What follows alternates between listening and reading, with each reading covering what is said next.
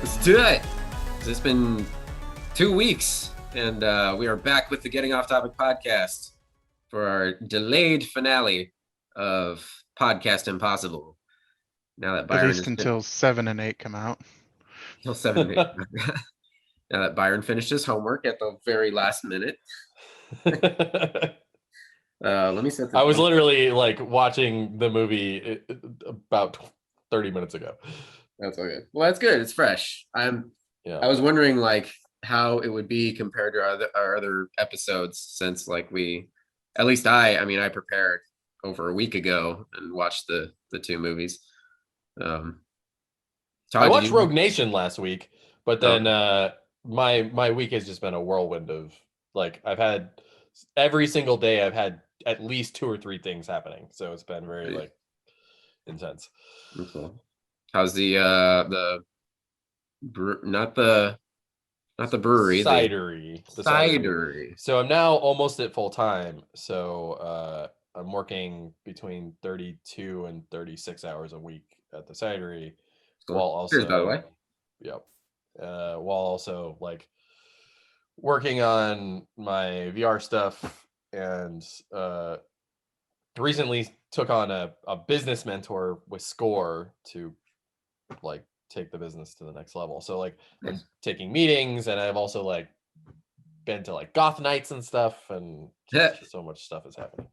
Awesome. I was just telling Meg, I saw like with random Instagram people I follow that now I can't even think of the name of the bar. Bar Sinister, which is in LA. Mm-hmm. Yeah, I've been there. Yeah, big gothy club. I remember. Yeah, isn't the bat wing or bat something in there? It's like a sub thing of Bar Sinister. I don't know. Honestly, we've never been. I forgot it existed, but I've seen people post about it occasionally. But I guess they're just starting events again this past Saturday. I think they did. Okay, yeah. I think I had a couple friends who went. Oh, cool. What was fascinating to me was that was the first one of these like, we're back doing events again things. That was the first thing that I saw of any location, any club or bar or whatever, where they actually said for this particular night, masks and proof of vaccination was required at the door. Yeah, required. Yeah, that's a big thing now. Yeah. So I've seen where they actually said like proof of vaccination and a mask. So I went to shout out to Church of Hive, which is Portland's premier deluxe goth night. Deluxe. Not the standard goth night. Deluxe. So I went to Church of Hive last week, and it was super sold out. It was like there was like a line to get in, and I somehow got in without pre-buying tickets. I don't know how it happened, but it happened. But then when I got there, they were doing, if you had your vaccination card, you got a wristband, and then you didn't have to wear a mask. And they had somebody at the front checking vaccination cards, but I had mine. I didn't have mine on me. I have a picture of it, but he was like, "Do you want a wristband?" And I was like, "No, I think I'm probably just going to keep my mask on." Basically, who gives a shit about IDs anymore? All they care about are vaccination cards. That's the cool, hip new thing to have. Well, you definitely need an ID to get into a club here, but I know. Show papers. Like, I don't know if you've ever tried to get into a bar in Portland without an ID, but it's close to impossible. Because the Oregon Liquor Control Commission is like very, very, very intense about minors drinking in Oregon. So there are big, big fines if you get caught serving minors. In other LA area openings, the LA institution Jumbo's Clown Room has reopened. Fucking Jumbo's is back open? Jumbo's y'all ever been to Jumbo's? That's what we've been on pins and needles waiting for that one. I have actually been to the Clown Room. I've heard of it plenty. That place is intense. Never been. Yeah, I've heard songs and stories. I was saying before we hit record, Meg and I went to a friend's wedding yesterday. So congrats, Deanna and On. But yeah, I was telling the guys just now that this is the first time. This is the first event that I've had to look presentable for. First time I've worn a suit in God knows fucking how long.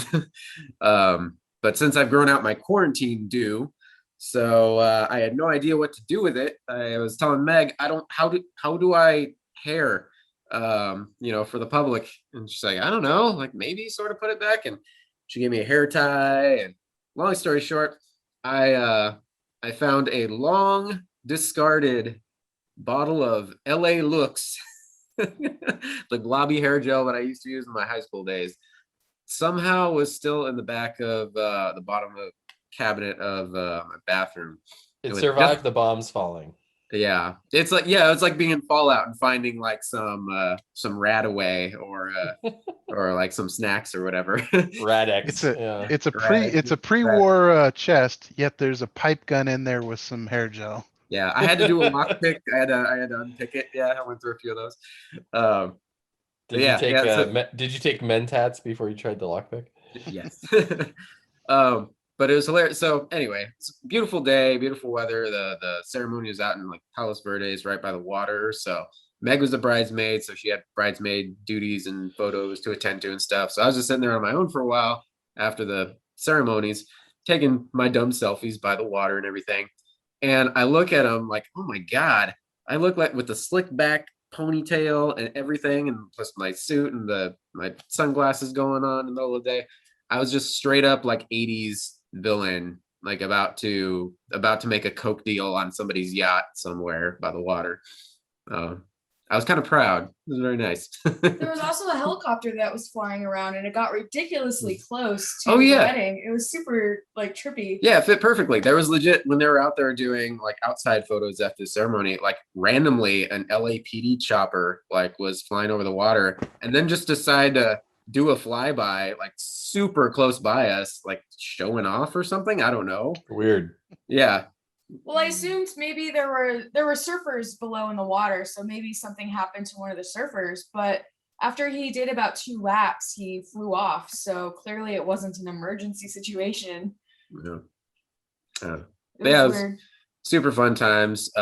It was a full-blown, the reception, it was a full-blown Vietnamese style wedding. So there was an insane amount of seafood that we ate, and it was delicious. And yeah, it was good times. Yeah. Todd had a birthday this past Happy birthday! Happy birthday, Todd! Happy birthday. Yeah, happy birthday. Yeah. Which we still owe you a dinner, but on a non-podcast night. What have you been up to, man? What are you watching? What are you playing? What are you doing? Nothing much lately. This series that we've been doing has made me realize that I haven't watched films in for fucking ever. So Get stuck to the TV shows forever, like us. Yeah, I've just been binge watching random TV shows here and there, and then the majority of my content comes from YouTube and Twitch. That's what I spend most of my days on.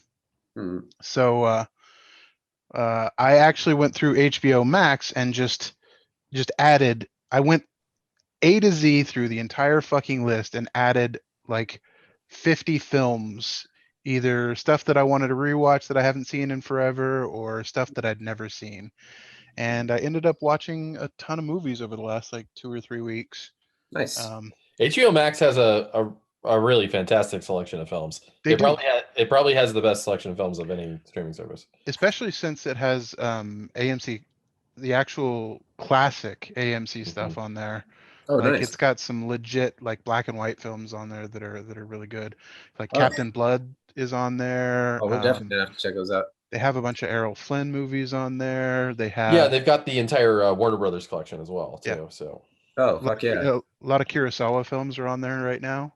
They don't have literally everything because there's some stuff that like is tied up in other streaming licenses and that type of thing. But I would imagine over time the idea is that they're going to make HBO Max the like exclusive place of the entire Warner Brothers film collection.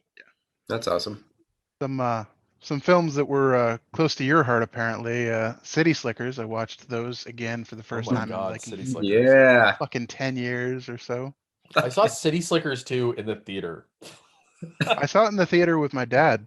I did not see the first one in theaters because I was. Nice. I think even for the 90s, I was a little too young for that one. Yeah, I think But- I was the right age for the second. I remember the second one more, seeing that. more. Also, how weird is it that there was a second City Slickers movie? What is Hey, the it like? first one Search did for well. Yuri's Gold or something like that? Search for Curly's. Gold. Curly's Gold. Curly's Yeah. Gold. Because Not Jack Bring back- Palance is Curly in the first one, the old cowboy, shows him and what's then what. he's his brother in the second. He one. dies, and then it's his Yeah. twin brother who comes along, Oh who my had hidden God. treasure. I fucking love it. I unabashedly love those movies. Oh my God! And They're so good. And it's Daniel Daniel Stern. Daniel Stern. Yeah, Daniel that's Stern. So weird. Oh my God, why am I blanking on his goddamn name? The main guy. You mean Billy Crystal? Yeah, Billy Crystal. Thank you. Yeah. Billy Crystal, Daniel Stern, and then the second one, John Lovitz as Oh, that's right. Yeah, like fuck up brother. John Lovitz. Whatever. You know, I feel like John Lovitz was already like pretty old when he got famous. You know, like because he took over on News Radio after Phil Hartman. Phil Hartman died. Right. Yeah. But I feel like Yeah. he was so I don't know if this is just me thinking that all people older than me when I was a child are old, or if he actually was old when he was on News Radio. No, he was already in his in his 40s, probably right? 30s or 40s. Okay, 40s that's what I probably thought. sounds about right. Yeah. Because Which is old he's for an him. active he was an active actor in 84 Yeah, and he wasn't a that makes child, sense. so That makes sense. Yeah. First thing I remember him in was A League of Their Own. Oh yeah, he was one of the He was like their one of their managers or something. yeah, that's right. I remember him first from The Critic. That's what I remember first. Yeah. It stinks. It stinks. And then they had that character cameo on The Simpsons. Yeah, Yeah. the crossover Jay episode. Sherman. Yeah. Good times. Anyway. It's Anyway. basically just an extension of his personality, really. Yeah. You know what? Actually, I think the very first thing I ever saw him in was Mom and Dad Saved the World, 1990. Oh my God. Yeah, I'm pretty sure Mom and that's Dad the very Saved- first thing I ever saw him in. Though he's also in Big. Yep. He is? Yeah. It's probably like a small role though. It's another like random Um, executive in the office or something. I Yeah, I mean, I'm think just he's an looking. I'm just executive looking in the through toy his stuff company. right now. Yeah, Yeah, right. I think. Yeah, I think you're right. After this deep dive of the career of John Lovitz. Hey, it all started with City Slickers. All right. So other than one City last- Slickers, Oh. than City Slickers, I watched like a bunch of random stuff. Like I had my double Gerard Butler disaster movie night, which was fun. So I knew White House about Down. no, I watched Greenland, which was actually a good movie. It's a legitimately good disaster movie. Hmm. And then I watched Geostorm, which is probably one of the worst films I've ever fucking watched. I've never even heard of it, so But still give it one watch. Give it one watch because it's a I Gerard don't think Butler that's gonna disaster happen. movie. Oh boy. Todd, you're not selling us on wanting to watch it that one time. I promised Todd though, after our Mission Impossible marathon was complete, we would the next thing on the list would be his a disaster movie, but probably his favorite because, and again, it's another 25th anniversary this year, Twister. And So- shout out to HBO Max. I think they have a rescan or some remaster version of Twister on the HBO Max service because the The version that's been going around from streaming service to streaming service is a god awful, like low res quality. So I think they finally upped it to like a 4K remaster or something because it actually looks good on HBO Max. I Nice. just rewatched it like I last want week. I want those CGI flying cows in 4K. Oh man. Meg and I have been yeah, same with you. Like we get sucked in forever into series. We we did our whole supernatural thing. Lately I introduced Meg to all of Avatar: The Last Airbender and The Legend of Korra. So we finished Avatar. We're in season 2 of Korra now. Enjoying the hell out of that. That's like our go-to right before bed. And then other than that, we've just been watching a couple horror movies thanks to The Last Drive-In. We're still several episodes behind, but we just Oh watched... yeah, I'm like the last one that I watched was the Reanimator 2. Oh wow, yeah, we're just a couple ahead of that. We watched Mandy with Nick Cage. Speaking of, how funny is it that a few episodes ago or like a month ago we were talking about ginger snaps, and then Joe Bob does ginger snaps yeah, on this the season. show. Yeah. Oh, was it the last one? Yeah. No, well, it was I think the one after 2 weeks ago.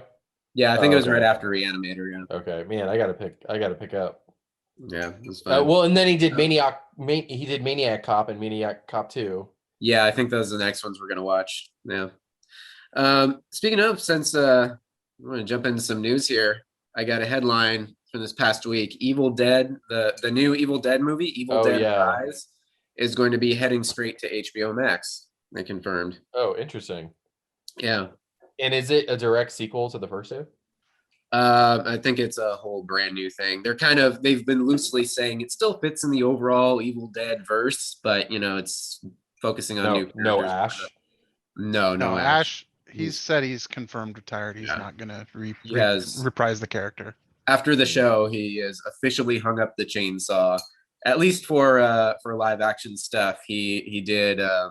They're releasing that video game. I don't even know if it came out yet or not. No, it's not out. Okay. They just released like the first trailer for it like a couple months ago, so it's not coming out anytime soon. Okay. But no, yeah, if I remember right, it's focusing on some girl who's like stuck in a skyscraper. Like it's gonna be Nakatomi Towers full of deadites. Yeah, deadites. Yeah, Die Hard with deadites. So so that's something that is an interesting question. What defines deadites versus like zombies in the larger Evil Dead canon? I think zombies are traditionally just like the undead rising into mindless shambling creatures or running creatures if you're of the Zack Snyder. Deadites are somewhat like cogent. The deadites are they can talk. Talkative, just murderous. Yeah, because they're actual demons. They're demons. They're literal the demons. Body is just possessed, reanimated by a demon possessing it. Okay. Swallow your soul. Fueled by the book. Yeah. I mean, I've always sort of just thought they were just like talking zombies, but sure. This is a funny one. Not exactly news, but I guess there was an interview with J.J. Abrams this past week or two. Did you see the headline saying J.J. admits that the Star Wars sequel trilogy probably should have had a plan? No shit. Yeah, no shit. I mean, it's pretty remarkable to think that they just didn't communicate between. They didn't think that the screenwriters of the 3 films should probably take some notes. Well, it's not just that. It's just, why do you not have an overall story going into it? Like you should have. I know the reason that they're going to say is because George Lucas didn't on the first 3. True. I guarantee you that was their reasoning, is that. But at least George did it this way. They were the first time. We're going to follow his model. Yeah, but at least it was George. Lightning in a bottle twice. Well, yeah, and the biggest difference is that he had the universe in his mind. Well, not only that, but he is the primary screenwriter for all three. So he Well, had the screen. no. He was the primary like idea man behind all three. Like the Yes. story and idea, maybe Story not the by, screenwriter. but he did not write the screenplay to the second or No, the third movie. Yeah. no, of course not. So that's I didn't mean that. I mean he had the primary story in mind for all three, and he was behind all three. Whereas you have three distinct visions for the final three. Yeah. Mm. Oh well. Anyway, What's done is done. well, yeah, it's done is done. What we've got is what we got. Speaking of long-standing universes desperately trying to formulate a plan, over in the land of DC, did you catch the director of the Flash movie revealed a little tease for Michael Keaton's returning Batman? I did, yeah. It looks really Yeah. good. Just a close-up of the suit, or I think it's really interesting that a little blood splatter on it. yeah, no, it looks great. I mean, it reminds me this- of, do you remember the first teaser for Batman Returns? I don't recall off the top of my head. Go, what is it? What did it look like? It was it was like going through a bunch of like what looked like iron or like steel hallways, and there was like water rushing through it, and then it pulls out and it's actually the Batman logo with a bunch of water splashed on it. Oh, nice. It played in like I think it played in front of like I want to say it was Terminator 2 at the time. I don't know. I'm probably misremembering things because I was, like 4 or 5 years old. But I just remember the Batman Returns teaser was just like amazing, and everybody was like, "Oh!" They lost their mind. But it didn't show any footage from the movie. It was literally just like this thing that they did. It was like their JJ reveal of the Enterprise being built. Yeah, exactly, Yeah. exactly. And that's Yeah. what the teaser for Back to the Future was the same. It was just a bunch of clocks ticking, Hmm. and then him like checking his watches and stuff. There were, and I Maybe really like like, DeLorean or something. yeah, I really like those types of teasers. Yeah. Yeah, that was back in the 80s and 90s where you could get away with not showing a damn bit about your movie and people will still go to fucking see it. Because then at that point, like, and I'm someone who I don't really care about watching trailers too much. Well, trailers give away like pretty much all of the film anymore. Yeah. I mean, but there's also been a pullback. There's also been a pullback against that though, because Infinity War didn't even show like the last third of the movie at all. Yeah, because they would have given away fucking everything. Well, and also Marvel has also gone to lengths to stop that from happening by literally lying to the audience, by CGIing characters out or not putting them into the trailer. Because remember in the Infinity War teaser, Hulk is running towards the camera in Wakanda, and Hulk is not in Wakanda at all in the movie. Yeah. So like they have straight up, and like Captain Marvel was originally taken out of the Endgame trailer, despite the fact that she's in that scene.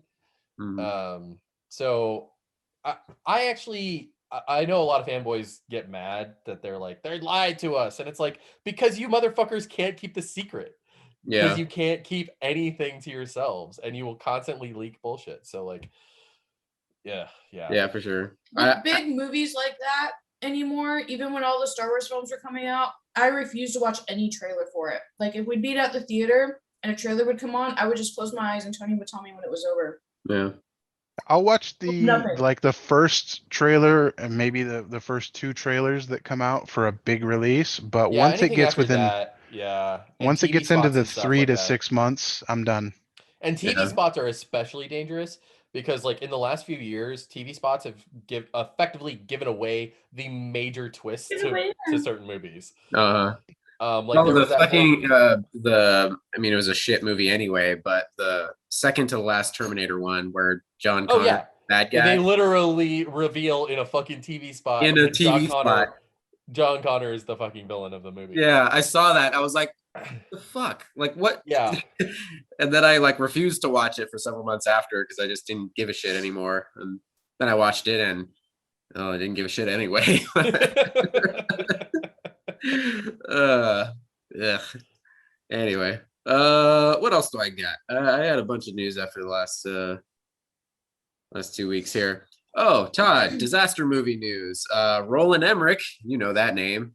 Mm-hmm. Apparently, he's got a new movie coming with Halle Berry. Haven't heard from her in a long time. Moonfall, something with her in space. Coming winter next year, apparently. New disaster drama from Roland Emmerich. Yep, the moon is on a collision course with Earth. So that's fresh new territory for disaster movies. That's pretty cool. That's something we haven't seen before. All right. Yeah. All right.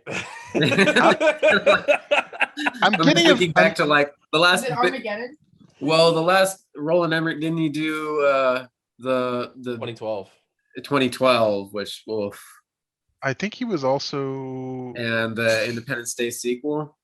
I mean, he did. he both did Independence Day. Resurgence. Did he do Resurgence? Yeah, he did Resurgence. Okay, I never saw Resurgence, so He also did White House Down, which was yeah. I saw bits of that. I think I saw bits of it in the break room at work. It seemed interesting. Seemed okay. It's very much a clone of the Olympus Has Fallen type thing. Aren't they So all like I Die have Hard? to be honest, after the 90s glut of disaster movies, my interest for disaster movies has effectively gone to zero. Like unless it's good, like unless it's like if one comes out and the reviews are like stellar, then I'll watch it. But it's disaster movies. The reviews but will Independence never be. Day is good. No, okay. I would the same. I'm there with you, Byron, except for one exception. Todd and I went and saw San Andreas. That was a lot of fun. I had a good time with that one. Film. Yeah. Yeah, I mean, I guess like maybe I would see like I'd see Rampage despite the fact that I didn't, you know. That was okay too. But it was okay. I guess like there's got to be something more to disaster movies for me at this point, just because like I never was particularly fond of the tropes to begin with. And the tropes have gotten even lazier over time. So absolutely. So like at this point we're like reaching rom-com levels of like suspension of disbelief. It's a formula that you have to stick to, and every movie does. And at least with like action movies, right? Action movies usually have a lot of like character and flavor and cool action scenes, and disaster movies, especially modern ones, rely on way too much CGI. So if there was like a disaster movie that came out that was like all practical or like 90% practical, I would watch the shit out of that. That'd be an interesting twist. But that's not going to happen anytime soon. Or at least if it does, like it's if that happens, I will watch a fucking disaster movie in the theater. They did do a lot of practical effects in San Andreas. Yeah, there was something about that one. I like 99% of it was, it seemed like was CG, but they just did. It seemed like they gave everything an extra level of care than the lazy CGI fest we've seen lately. Like there was enough of a story there. There was enough heart put into the characters where I actually gave a shit about them. Exactly. Like that was a good example of character driven. You care about the characters, even the throwaway British pair of kids. Like you liked them. You liked Alexandra Daddario also helps. Yeah, her underwater in any film. Alexandra Daddario swimming. Help for that. Help for Baywatch. I will say, like, when it comes to Hollywood movies these days, as opposed to Bollywood movies. Well, just as opposed to like indie movies or like stuff that is made outside of the like the traditional popcorn stuff. Mm-hmm. Unless there is some sort of And this is why I think superhero movies have worked, and this is a difference, is that because the superhero genre got so big and ended up making so much money, they have to be good or else they fail. Yeah. So they have to be good movies, and they largely have become like almost all the Marvel movies are good with some very specific exceptions. And disaster movies do not have to be good. No, They're still spending a pretty penny on those. Yeah, but it's they because know they know they're going to make their money back in theater and secondary sales. Disaster movies are big in the secondary market, the DVD, the VOD, Yeah. the and also internationally, and internationally. because Who all they have to doesn't do is love change the subtitles. Yeah, and who doesn't love seeing New York and LA get destroyed for the 54 millionth time? But if a As they superhero like. movie is bad, it tanks hard. Because at this point we have so many of them that if it's bad, the word gets out. Look what happened to Fantastic Four. That movie tanked hard because it was terrible. And so audiences, when they get the smell of bad blood in the water, then they drop like a rock. Yeah. Oh, like a rock. Well, speaking of going back to disaster movies, Roland Emmerich, whatever, older directors that we've long since forgot about, but are trying to come back. M. Night Shyamalan. I just put out a trailer for his new one, Old. Just called Old. And Meg saw the trailer. I caught a glimpse of it, but I'm really curious about this film. As much as I have zero hope for M. Night Shyamalan, it looks interesting though. So a family on some mysterious like sandy beach. Apparently, if you go to this beach, like you just instantly like rapidly age, and so like their kids like grow up in front of them, like within like eyes, 5 minutes or something. I don't know. So mysterious spooky beach. I don't know. Spooky Beach. Spooky They should beach. just call it. They should have just called it Spooky Beach. Spooky Beach. Zoinks. Isn't that what the second it was like Spooky Mystery Island or something? Yeah, that was pretty much what the second Scooby-Doo movie was. Yeah. Hey, over in the popcorny world of the MCU, two announcements for TV shows. Number one, Denai Guerrera is going to reprise her role in the Black Panther TV show. So that's rad. Is that World of Wakanda? I think, is that what the official title is? Well, that's the one that they came up with before. Okay. Yeah. Whatever the Wakanda TV series is. Yeah, it looks like she's going to be headlining it. Also, this is a surprise. Christopher McDonald, Shooter McGavin himself, is in Secret Invasion. That's awesome. You know what? Like, I really like him. He's Lieutenant Castillo in probably the best episode of Star Trek: The Next Generation, or one of the best. Yesterday's Enterprise. He plays one of the USS Enterprise C. Doesn't he play the first officer? Yeah, he plays the first officer that like comes back from the 2270s or 2260s into the future. And he's wearing the like red uniform with this like the old naval, the TOS era uniforms. Mm-hmm. It's great in it. And that was like right before he got big, but I've loved him in everything he's in. He's great. Yeah, he's a good one. They have not announced who he is playing, but it is in fact a brand new character, newly created character. The report said it specifically harped on that it's a newly created character with the potential to cross over into the larger MCU. So he's here. I feel like he's perfect for the MCU, and I'm just glad. I'm glad he's still working. Yeah, it's always good times.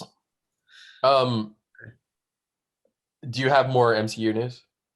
Not that I don't think so. What Well, do you? Loki starts on Wednesday. Oh shit. Yep. Oh, well, we're gonna have things to talk about. There Yeah. have been a glut of breadcrumbs for Loki.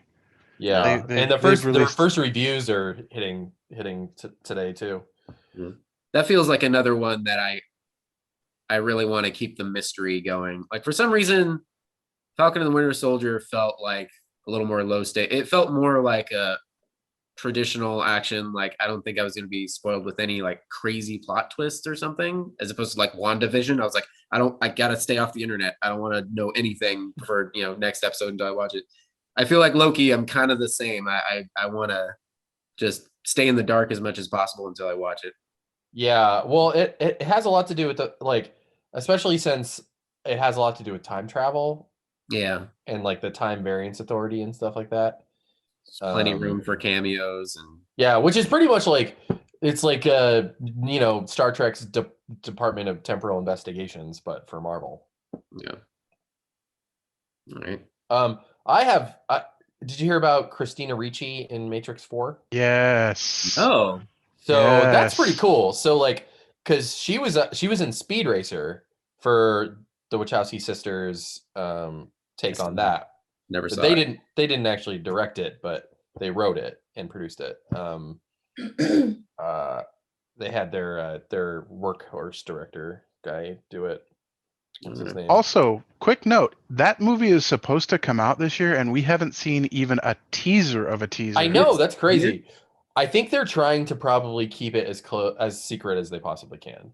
Yeah. That's kind of what happened with even Mortal Kombat. Like Warner Brothers didn't pop out a trailer until Yeah, felt like because a month Matrix before, 4 is maybe? supposed to come out in like I think it's either November or December.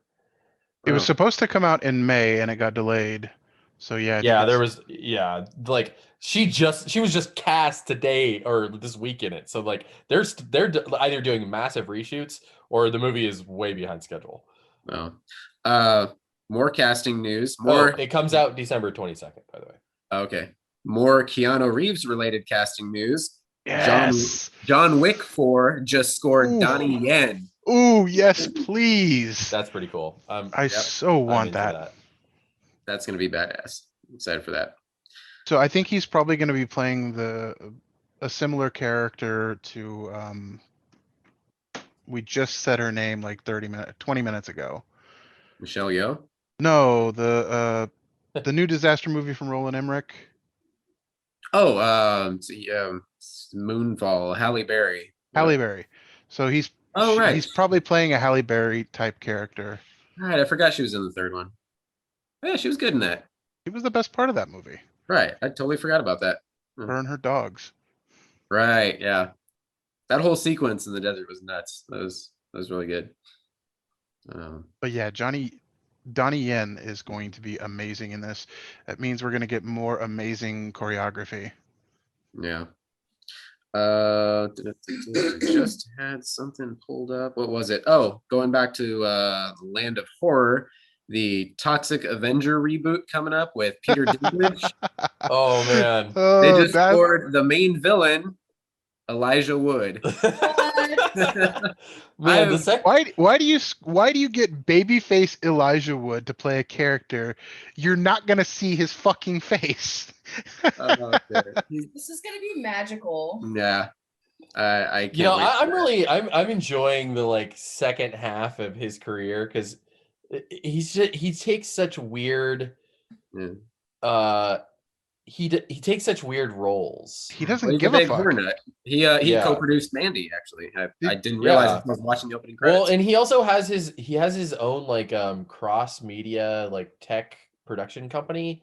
What was that show on FX that he was in that he was literally talking to a dude that's in a dog suit, but everybody else sees just a regular dog? Oh, that was it was a remake of an Australian show. Yeah, and the guy in the dog suit was an Australian actor. Well, he was in the original version. Oh, okay. Yeah. So he played Elijah Wood's character, probably. No, he played the dog. Oh, he played the dog in that character. Yeah. He played the dog in both of them. I know what you're talking about, but I can't remember the name of it. Yeah. But I remember seeing the It commercials. got canceled like 5 or 6 years ago.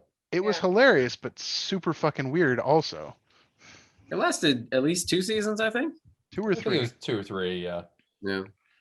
Mm, Did you see the trailer for that movie in Infinite? No.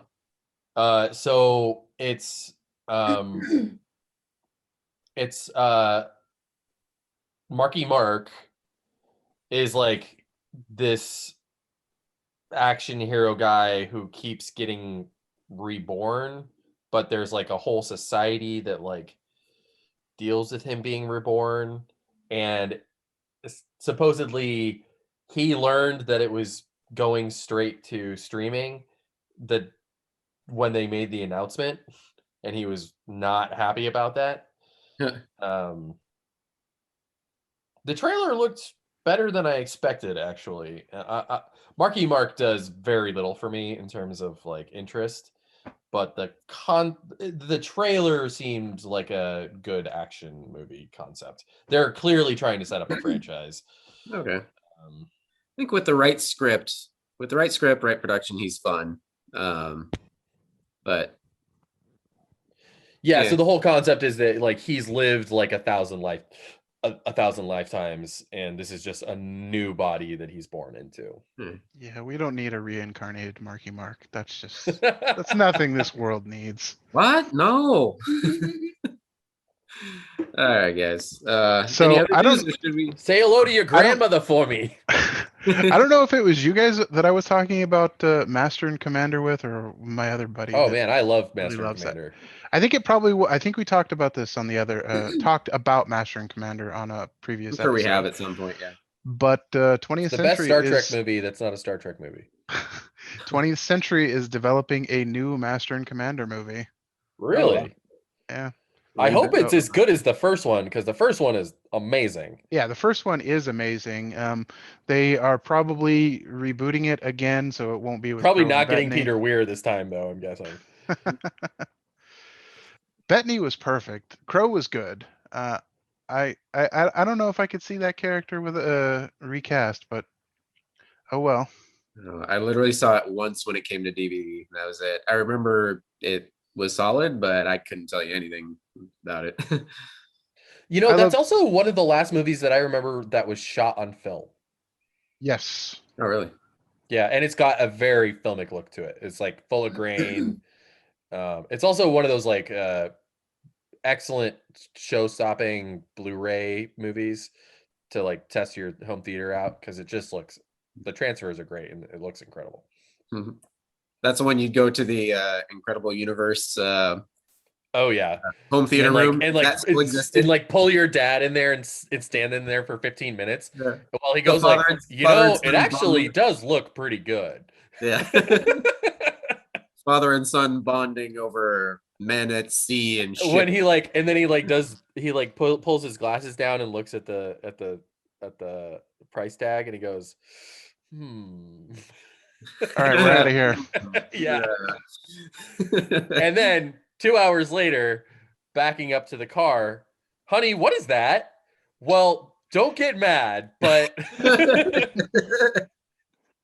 No, see, I have countless fond memories of riding around in my dad's truck, going from store to store around town, like hitting up Walmart, Target, Best Buy, Circuit City, Incredible Universe, and he'd have his notepad, marking down the prices, including tax and everything at every store, making sure he goes to get the right model and the right price and all that. Yeah. Anyway, well, we're about 40 minutes in. I think we ought to get to some movies here. So unless there's any other news, that's all I had in the tank. yeah, that's pretty much everything that I had. Yep. I just Nothing wanna do from me. one. You'll hear more from me next week after E3. Oh yeah. There is a Cruella. They greenlit a Cruella sequel, Oh yeah, as that, well as a Quiet Place 2 spin-off and threequel. well, we Alright. knew Quiet Place was going to continue. The first one did amazing. Yeah, and the second one is pretty much might be the highest grossing film of the year thus far. Yeah, I want to see that. I think that might be the first one we go see. I'm going to see it. Yeah, I'm going to see it on Wednesday, and the first time I'll be in a theater in like almost a year. Nice. Yeah, that's one worth watching in a theater. Definitely. I'd probably rewatch the first one. It's been so long. I know, right? I was just thinking the same thing. Yeah.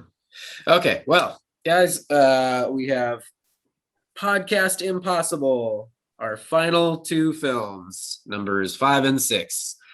So, Getting Off Topic podcast, watch 2015's Mission Impossible Rogue Nation. This is where Christopher McQuarrie officially took over directing, because the fourth one was Brad Bird, although Christopher McQuarrie worked on the story, I believe. He came in as a script doctor, but pretty much rewrote the entire film. Yeah. So from here on out, Christopher McQuarrie takes over the franchise. Did 5 and 6 and working on 7 and 8 right now. So They're Rogue shooting Nation, 7 and 8 back to back, right? They're shooting them. I think Lord so. of the Rings Yeah. style. Yeah. During that was the original plan. Then COVID hit, and they were like, "Well, we're not sure now." So but 8 I think actually just got shut down because they had another COVID. actually positive. it's 7. They're still working on 7. They're still working on 7. Yeah. I Oh saw wow! that. I just assumed it was 8. No, yeah, they got shut down again from positive Wow. COVID test, possibly multiple COVID. Do you think tests. he freaked out again? That's I told Todd. I absolutely. saw that. Yeah, I wonder if we're gonna get another rant on audio. Yeah, you're like, I fucking told you. Yeah, see, the Christian Bale rant was objectively he's an asshole.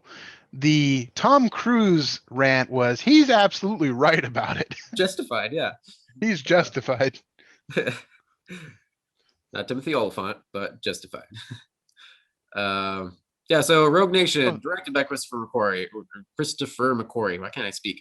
Writing credits by, story by Christopher McQuarrie and Drew Pearce. Screenplay by Christopher McQuarrie. So let's jump right into it. So the very beginning, we start off basically mid-mission, somewhere out in Russia. Oh, it's Minsk. So Benji and Brant. Hey, Brant's back. Benji, Brant, and an assist from Luther. They're trying to disarm some package on a plane about to take off. We're jumping right in, like at the midpoint or end point of a mission. This is kind of like this kind of reminds me of the whole intro is like very episodic. It kind of feels like the later Star Trek films or something. And well, in any of the crews, really, it's like once you go through enough missions together, it's like, okay, we're just like flicking the channel and tuning in, like they're at the they're in the middle of doing what they do best, whatever. So I kind of loved it. I kind of enjoyed it. It was just quick. Well, it's funny that you say that because that's exactly how Star Trek Into Darkness opens. Yeah. There. That was the one where they're like there's the lava planet. They're like trying to stop the lava from killing the people on the planet, and so they steal the scroll. Yeah. So it opens in not in media res, but it opens in the middle of like an adventure. Yeah, in the middle of shit going wrong, and they're running to escape or whatever.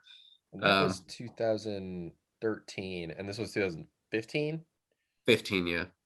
And both Bad Robot. So yeah, Bad Robot. Luther is trying to get connected to a satellite to let Benji disarm the package or control the plane or whatever. Brant, Jeremy Renner, back again, mentions that they're currently under investigation for misconduct. So he's like, guys, let's keep everything legit. But it doesn't matter. They're too late. Everything's going to shit. So then in comes our man Ethan to jump on the plane as it's taking off, of course. Benji's scrambling to get the door open. It's pretty funny. He finally does, but only after Tom Cruise is clinging to the side of a plane in flight for a solid minute or so. So behind the scenes on this, yes, in fact, of course, Tom Cruise literally hung onto the side of a real plane as it took off from the runway, flew in a circle, and then landed. And they actually repeated that stunt 7 more times. Oh my God. Yeah. Yeah. The At stunt this coordinator, point, it's like pathological. At this point, like he there just is wants to die on something. camera. He wants to die on camera with Seriously. his He's going to. He's gonna be like ripped in half somehow. Like and we're like they're gonna find a reason to like use Tom Cruise's fucking entrails in the like the final version. I'm coming for you, Zainu. I'm back. Jesus. Yeah, the stunt coordinator on this one, Wade Eastwood, he Up said, yours. "Up yours." uh, the stunt coordinator said, "I lost count of how many times we told him not to do it and saying that it couldn't be done." But surprisingly, actually, Paramount had Cruise's support for this one. They fully supported him. They're like, oh, I guess a plane hanging out at the side of a plane doesn't sound that bad. Yeah, he did actually say later in an interview though that he did get a minor injury. Tom Cruise said, "I remember I got hit by a stone, some random little pebble that was so tiny you can't believe. I thought it broke my rib, but luckily it went to my vest and not my hands or my face. Otherwise, it would have gone right through." So while he was in Jesus flight, something Christ. just tagged him. Yeah. I just don't understand why. Yeah.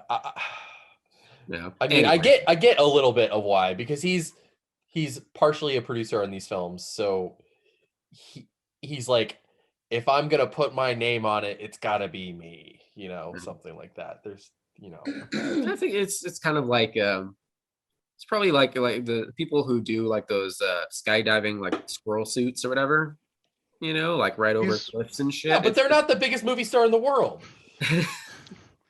Well, It's to a him, way. It's a way to do thrill-seeking stunts and have the insurance companies cover it.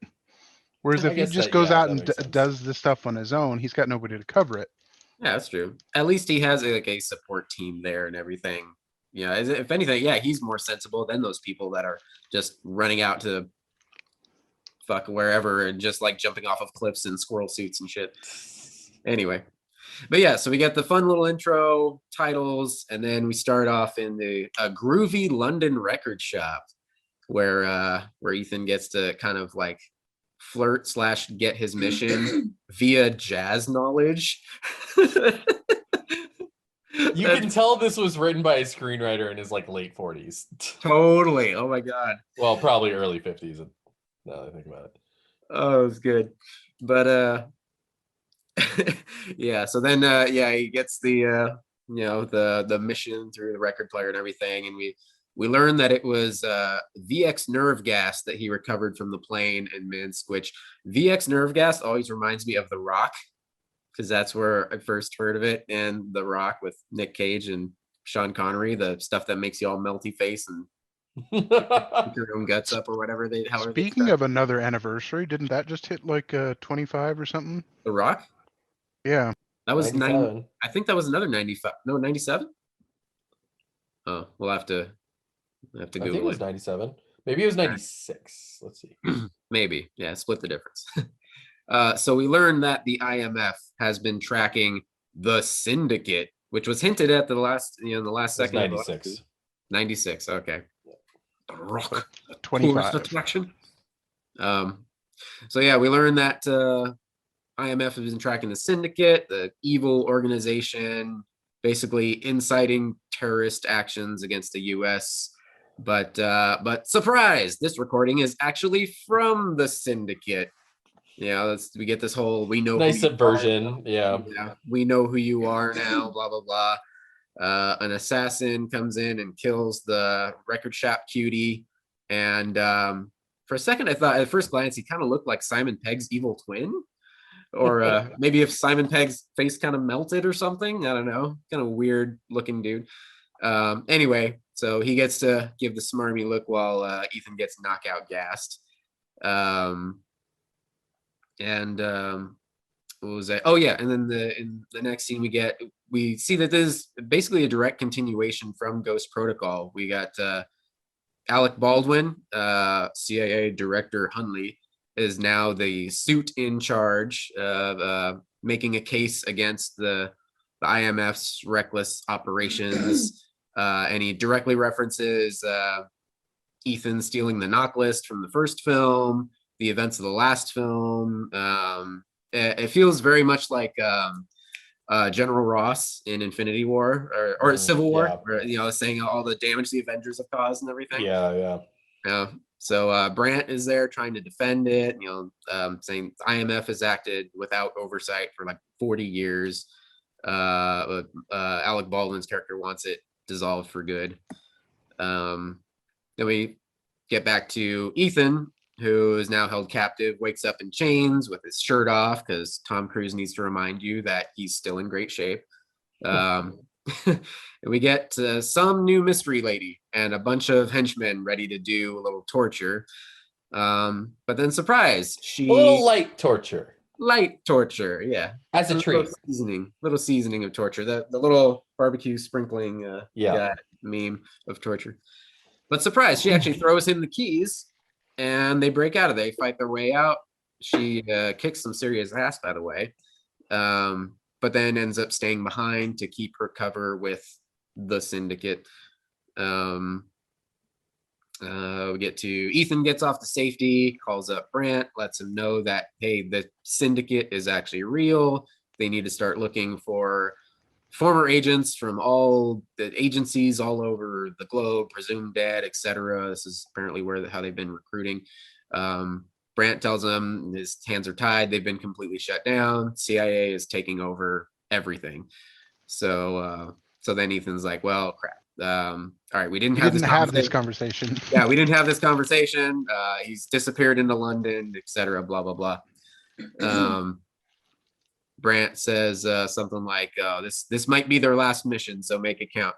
Which, I mean, IMF shut down, this possibly their last minute mission. Sounds exactly like the last movie, but oh well. It's the plot of like almost every single film. Ethan, I stubbed my toe. Oh, the IMF is shut down. God damn. Yeah. Yeah, but damn, do they get results? They do. God damn it, they get results. So Alec Baldwin, solid performance as the new, thorn in our side. Wants to know where Ethan is. Brant's like, you'll never find him. And Alec Baldwin says, oh, I love it because he's like, set your watch. He's living his last day as a free man. And then they smash cut to like 6 months later. He's still out there in Havana, Cuba. And Ethan's holed up. He's doing push-ups with a Rick Grimes beard.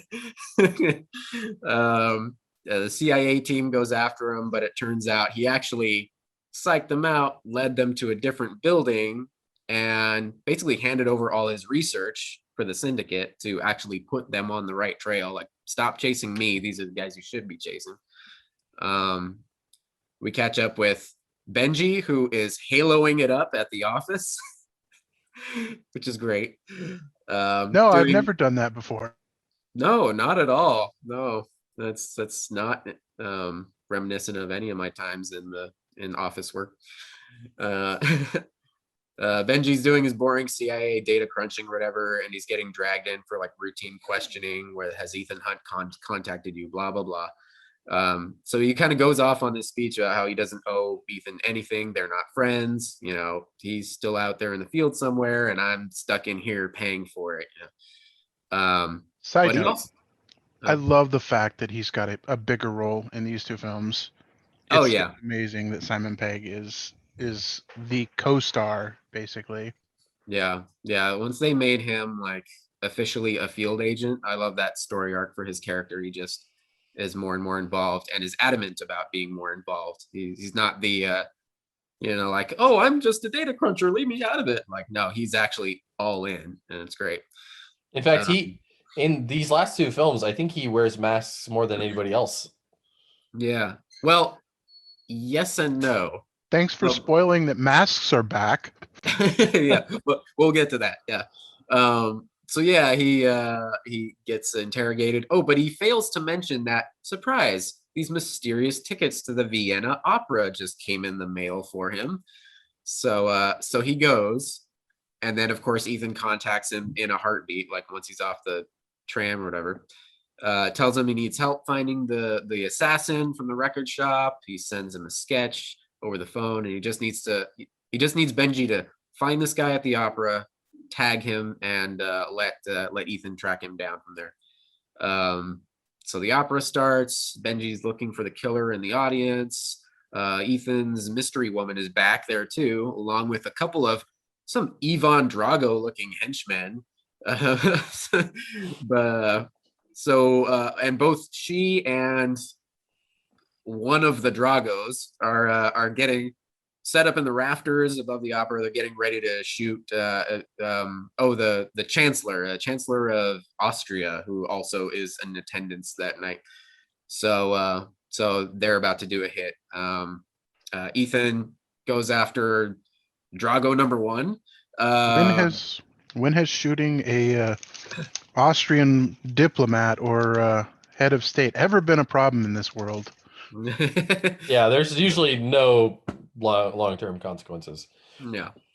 And I do enjoy when his fight with this henchman dude, this big dude. I do enjoy they're putting in, as this franchise has gone on, they're implementing more of these like very Indiana Jones moments where they take a moment to show like the bad guy towering over Tom Cruise, like, oh shit, he just got in over his head. Like so that's actually something I've noticed in all of the movies by Christopher McQuarrie is that they consistently take the action movie like staple of everything always goes right for them all the time, and almost once per sequence something goes wrong in a way that you weren't expecting that changes the flow of the scene. Yeah. And Tom Cruise, expert spy, he doesn't just judo chop everybody out, in one go. Like he runs into somebody towering over. Well, okay, let's be real. In real life, everybody's towering over Tom Cruise, but you tower over Tom. Yeah. But once in a while, he, like you said, there's an obstacle that gets in the way, and it's like, oh shit! Like we planned for everything, super spies, whatever. We got this down, except for this thing right in front of us. Yeah, and they have to bob and weave and recalculate. Later in the movie, he gets hit by a fucking car. Yeah. Yeah. Like straight up just gets hit by a fucking car. I was like not expecting that despite the fact that I've never seen the movie. Yeah. So but eventually he's able to get rid of Drago number one just in time to see Drago number two and the mystery lady both like lining up their shots. So he's not sure what to do, like who to take out. So Ethan ends up firing at the diplomat, like grazes his arm to get him out of the way.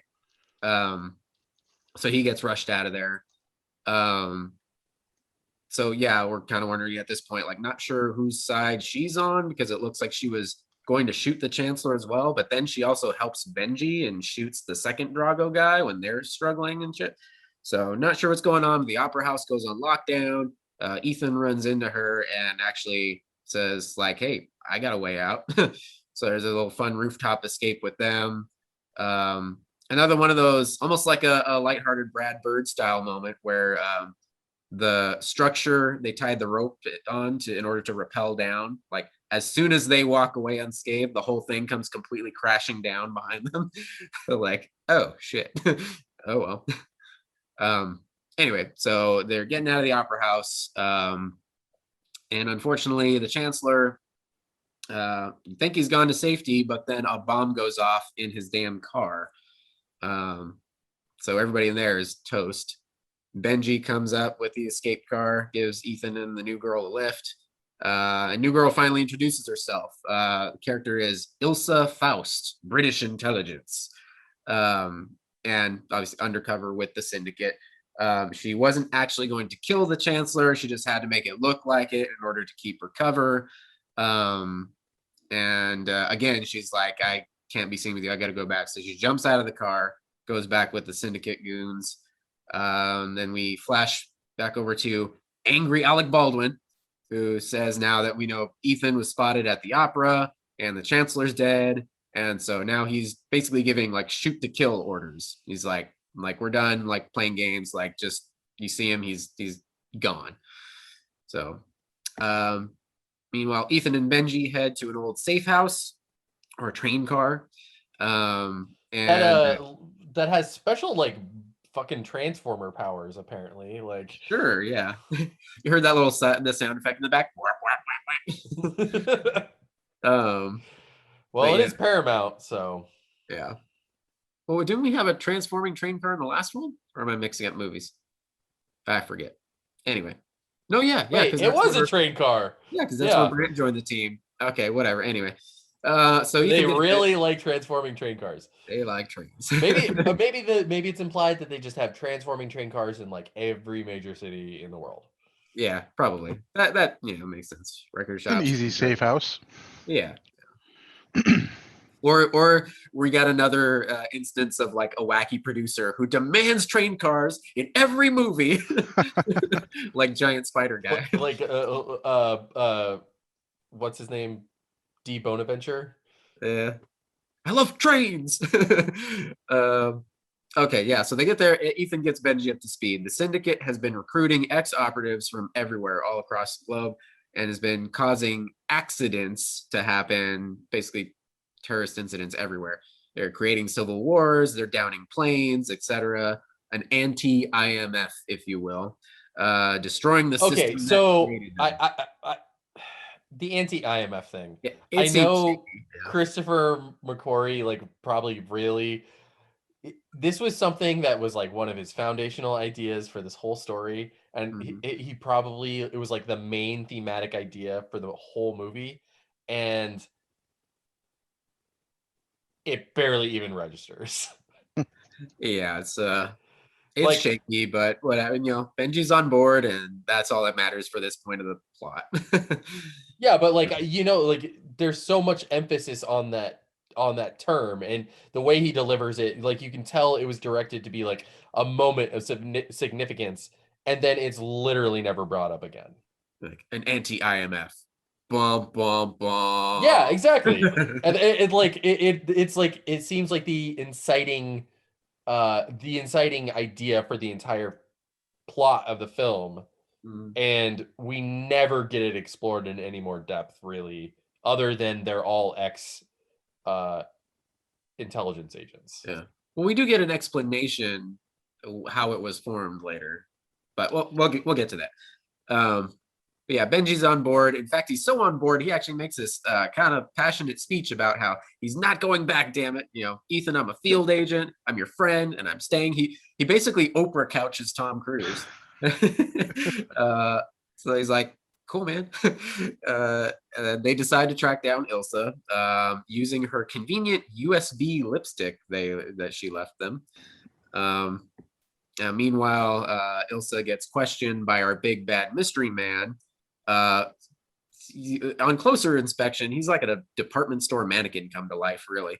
But he's suspicious of her because she's let Ethan get away twice now. So he asks what Ethan knows.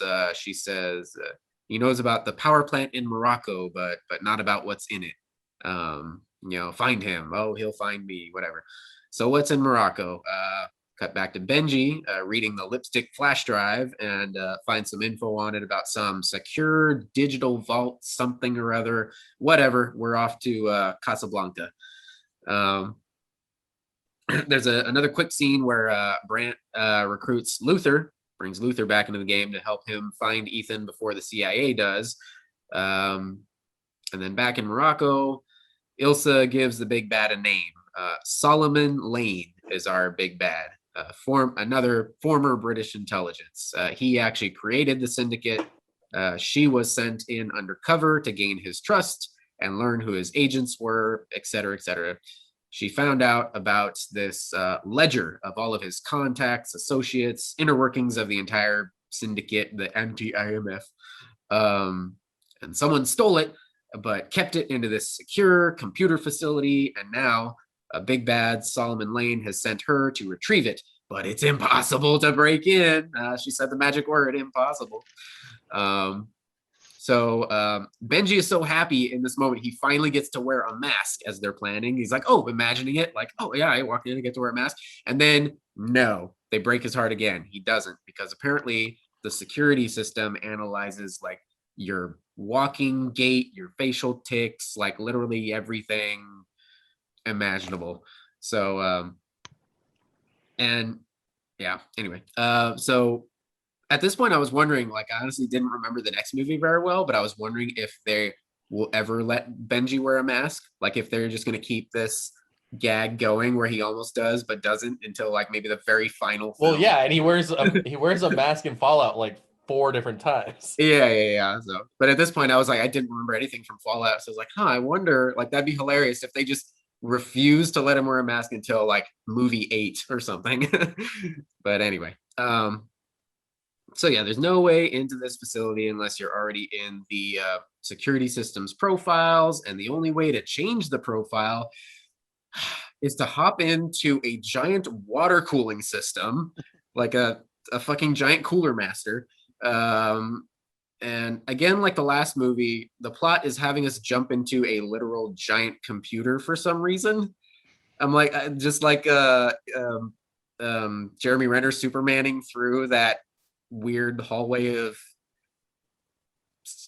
like computer system. But it's Oh yeah. Where he had the magnet suit on. Yeah, the magnet suit thing. At this point, I was kind of like, okay, I'm enjoying this movie, but are the writers just like stuck in the 1950s where they think computers are still taking up an entire room with like, full of vacuum tubes and punch cards and shit? But When they actually access a terminal, it looks like Pin and it looks like Pin's scene from Hackers.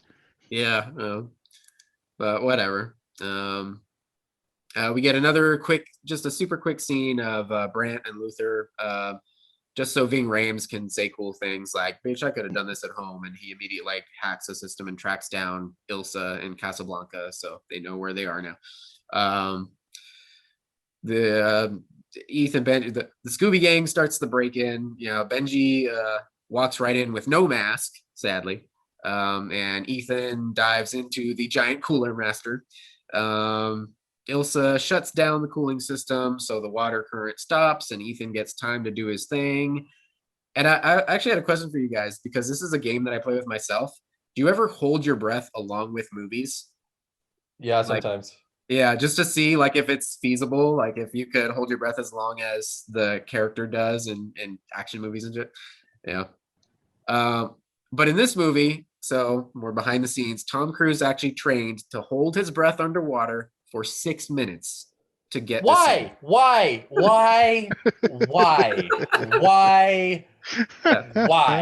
Yeah. It even says in the fucking Wikipedia article that they didn't even use a single take. They cut a bunch of different takes out of. Yeah. So at that point, he's just doing it because he wants to. Yeah, sure. But it's like fucking Joker mailing a dead rat to his fucking just the cast crew. Yeah. Have you tried acting, my dear boy? But yeah, he held his breath. He learned to train to hold his breath underwater for 6 minutes. He then had to actually act while holding his breath, including a part where he has to act like he was losing consciousness, where he actually like runs out of breath. And again, the stunt coordinator, Wade Eastwood, he said on 2 or 3 occasions, he actually brought him up because he felt he was down there for too long. And Tom Cruise yelled at him. He's like, what are you doing? Like, I was right in the moment. I'm acting, man. And the stunt coordinator was like, I know, but it was too real for me. I was uncomfortable. So the stunt coordinator wasn't sure like how well he was doing down there, especially because the scene is actually him acting like he's choking out. Oh no, he just got brain damage while he was down there. Yeah. So yeah, what's left for Tom Cruise to do in these movies? Literally die.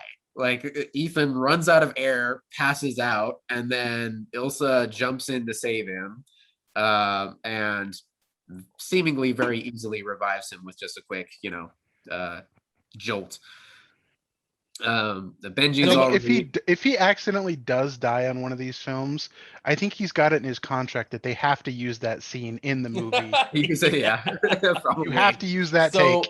So my favorite scene in the whole movie is actually the very next scene, because it continues with that thing that I said earlier, in that a wrench gets thrown into the usual easy gears. It's when he slides over the car and just like totally beefs it because Awesome. He just died. Yeah, that was fantastic. No, I was like- and it's little things, and it's why I like Christopher McQuarrie as an action movie like screenwriter, because he gets that you have to give these people realistic stakes. Like if you have a character that literally almost just died from like their heart stopping, and then they start like trying to do a whole like pretty much anything motor coordinated, Yeah. they're going to fail miserably at it. Yeah. It goes back to what, my favorite, the finale of the first film, the train coming to a stop and him just holding back for dear life as the helicopter blade is at his neck, Yeah. Your hero has to barely make it through their adventure. So yeah. It's what I like to call the glass in the foot. Yeah, Die Hard glass in the foot, yeah. So yeah, now it's time for an extreme motorcycle chase. So Benji's all relieved and thankful as she revived him, but then Ilsa shocks him with the paddles, steals the info that they just recovered, and she's back on the run. So we get extreme motorcycle chase, which we haven't had since MI2. But Ilsa gets confronted by the syndicate goons. She escapes them. Then everyone is chasing her. Benji and Ethan literally run into Luther and Brant, who are trying to meet up with them, and everybody's chasing everybody. Then Ethan proceeds to flip the car about 12 times before they come to a stop. And Ethan still got to go after Ilsa though. And it's an extreme motorcycle chase until she puts a stop to it, like basically making crash his bike because she was stopped in the middle of the road. Well, okay, so this moment was really silly for me. She literally like just steps out in front of him, and it looks like he's like 40 feet away from her, and when he puts his bike down, so it just looks like he went, oh, crash. Just because like I don't know, the way that they framed it, just like it seemed like sort of like some Wile E. Coyote bullshit. Like, is it the I forget the actor's name, but the security guard in Austin Powers doing the no the steamroller. Yeah, the guy from Like Mad TV. Mad TV. Yeah, what's his name? Yeah. Stuart. Look what I can do. Well, yeah. Look what I can do. Yeah. But anyway, so after all that mess, Benji actually has a copy of the syndicate data. So yay. So back in London, Ilsa meets up with her British intelligence contact, who is the biggest dick boss we've ever seen in this series of dick bosses. She delivers the drive, but he's not convinced it's real. And he basically gives her no choice but to go back to the syndicate. She's like, I can't. Like, I've betrayed their trust too many times. Like, they'll just straight up kill me. And he basically tells her, like, you can fix that by killing Ethan, because if she goes back, they'll obviously say, like, well, you have to kill Ethan to prove your worth or whatever. And by the way, the CIA called, so we just told them you're a terrorist. Ta-ta, time for tea. So her bosses completely fuck her over. Back with the Scooby Gang, they realize that the syndicate data they have is in a red box. Quote fingers. Basically, it's so encrypted that they need a voice authorization from the British Prime Minister himself, meaning that they just helped the big bad guy Lane steal it, and he's probably now going after the Prime Minister. So we got to get to him first. Meanwhile, Ilsa is now back with the big bad Lane. He rambles about how he's not a terrorist. He's not trying to incite fear. He's trying to create change. Blah, blah, blah. Bad guy bullshit. And surprise, the drive is empty. And so she's in trouble. And he does some creepy fucking bad guy face touching, whatever. Anyway, a bit later, our gang catches up with her, and she and Ethan have a little chat. She realizes that her dick boss Esquire left her high and dry by deleting the files off of the drive, and she realizes just how much they don't give a flying shit about her. So she lays out options to Ethan. She's like, he can turn her and the disc into the CIA, but they probably won't believe him, and the Scooby-Doo gang will be tried for treason, whatever. He can try to go after Lane himself, but he might lose. Or 3, run away with me, American boyfriend. Just kind of out of the blue, like, oh, by the way, just come run away with me. I mean, I kind of get it. It's like, okay, like both of our governments don't give a shit about us anyway. Like we're trash to them. So just run like, away with me into the night. yeah, feels a little forced, a little early, but okay. But then while they're distracted, Benji gets kidnapped. Ethan gets a call from Lane saying, deliver the unlocked disc by midnight. So they have to take the prime minister. We check back in again with Hunley, Alec Baldwin. Brant calls him, lets him know that they're in London. He's trying to prevent everything from going wrong, but he also doesn't want his friends killed. So Brant's basically going behind their back saying, like, telling the CIA, like, hey, come out and, we'll, I want Ethan captured alive, and, that's that, but we got to put a stop to these, all the shit going down. The prime minister is at some event. The British intelligence guy, the dick boss, Attlee is his name. Elsa's boss from British intelligence. He's also there. So Hunley alerts him that the prime minister is being targeted. They all get in a room together. But as soon as Brant mentions the syndicate that Ethan's been chasing, the prime minister goes, the syndicate? Knowing look, like he couldn't be talking about that syndicate, right? Could he? Because Attlee, British intelligence, you told me that the syndicate was just an exercise.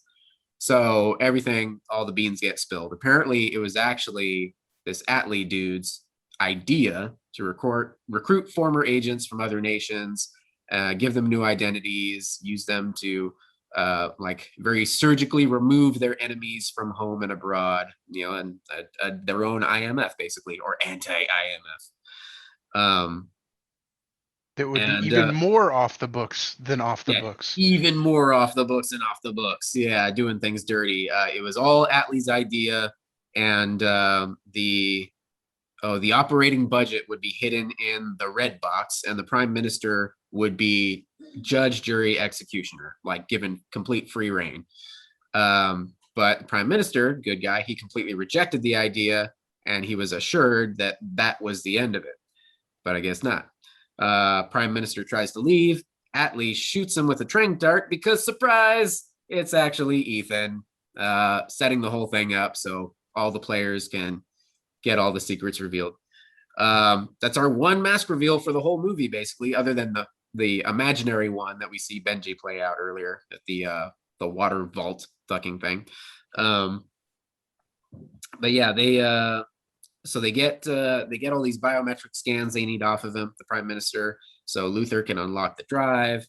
Then the real Attlee from British intelligence shows up. They trank him, dope him up, and he admits freely to creating the syndicate. But then Lane, the big bad guy, went rogue, so he's been trying to cover the whole thing up ever since. Been trying to cover his ass, of course.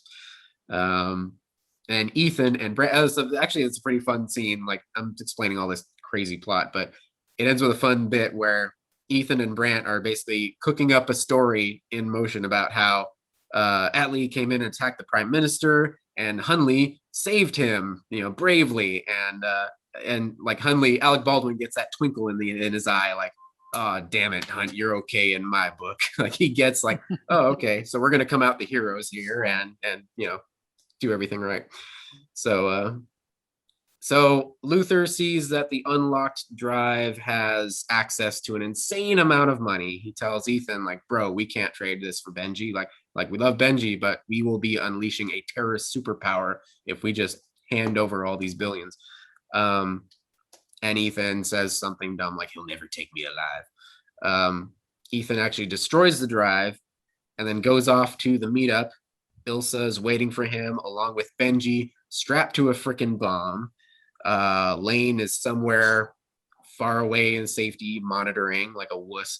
And Ilsa says, like, once he has what he wants, basically she's supposed to kill them both. Lane, the big bad, explains how he always knew it would end up like this because he's so smart. He's always been 48 steps ahead of everyone, which, like, fine, okay, this is what spy movies do, but I feel like at this point we've seen this in so many movies now, like that it's kind of old. Skyfall, Dark Knight, Yeah, like after Star Trek Into Darkness. especially after The Dark Knight, we got a slew of action movies that try to do the same thing, capture that same magic, not just spy movies where the bad guy is like impossibly 100 nonsensical steps ahead. Like that's one thing that really pissed me off about Skyfall. Like I enjoyed it for the most part, but that bit of it, like there's absolutely no way that this could have all been planned out. None whatsoever. It's dumb, but whatever. But Ethan, he reveals I wanted to get captured trope, you know? Yeah, I wanted to get captured, and then I wanted to make it look like I was escaping, and then recaptured. So then this also Avengers did it too. Like, yeah, whatever.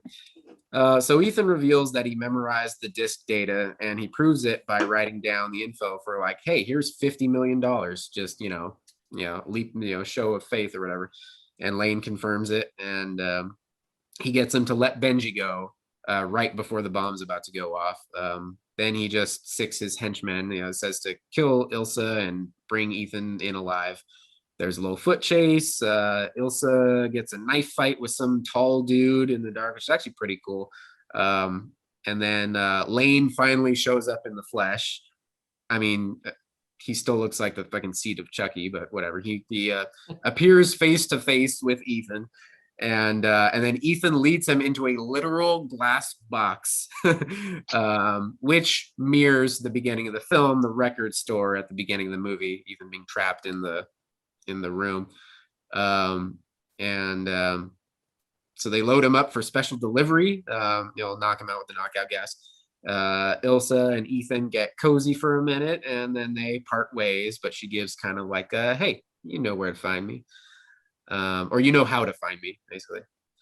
And that's pretty much it. Like I realized this film was a bit more subdued than the other ones. It was a lot more of like espionage intrigue as opposed to big explodey action, sort of. I mean, there is some, and we get the big motorcycle chase and everything, which is fun, but it ends a lot more quietly, I think. A little foot chase into the glass box.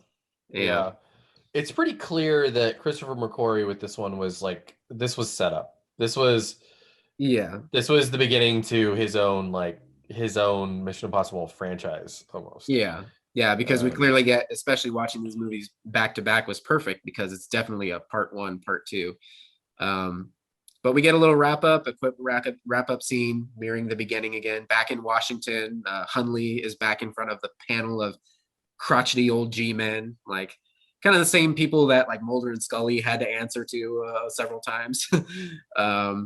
And he's now on the side of the IMF. He's feeding them the House subcommittee. The House subcommittee. Yeah, he's feeding them a bullshit story about he demanded the disbanding of the IMF as all a part of a plan to take down the syndicate all along. It's just their cover. It's just their cover. It was always a cover all along. Yeah, and he's now asking them to be properly reinstated. And as they're walking out the door, Brandt welcomes him to the IMF as their new secretary. So, and that's it. Roll credits. And we jump right into, I was going to say movie number 2, part 2 of Christopher McQuarrie's thing. Mission Impossible 6, Fallout. Mission Impossible Fallout. Is that the one with Superman? That's the one with Superman, yes. It's starring Superman and Superman's mustache. So about going back to the last one real quick. I don't know. It was not my favorite by any measure. It was fine, but again, more subdued kind of. It was fine. Yeah, I guess I liked the little moments where things went wrong. I think those are in all of the movies that Christopher McQuarrie has done. I think that's like by far the theme that I like the most of his, and I think it's the most, it's the moments where the characters feel the most real and most humanized, and it's the moments where I like Ethan is Yeah. his moments of weakness and his moments of like being a real physical human with constraints on his body, Yeah. despite Yeah, the again, fact that it's- oh, sorry, go ahead. he literally hangs from buildings consistently and is impervious to long-term damage. Yeah. uh Yeah. Despite dying. But again, it's the diehard shard of glass on the foot, Yeah, exactly. I can definitely It tell. allows you to have some empathy and imagine that this person is somehow real. Yeah, for Todd, sure. what were you gonna say? I can definitely tell. I can definitely remember why this is the only film as an adult that I know I've fallen asleep in the theater in. Oh, really? Those, yeah. This is the only film as an adult that I actually fell asleep in the theater for. Oh, geez. Yeah. Well, and I actually sort of do like the ending, how because I remember I was watching it, and as I was watching it, I thought to myself, man, I don't remember how this movie ends. Yeah.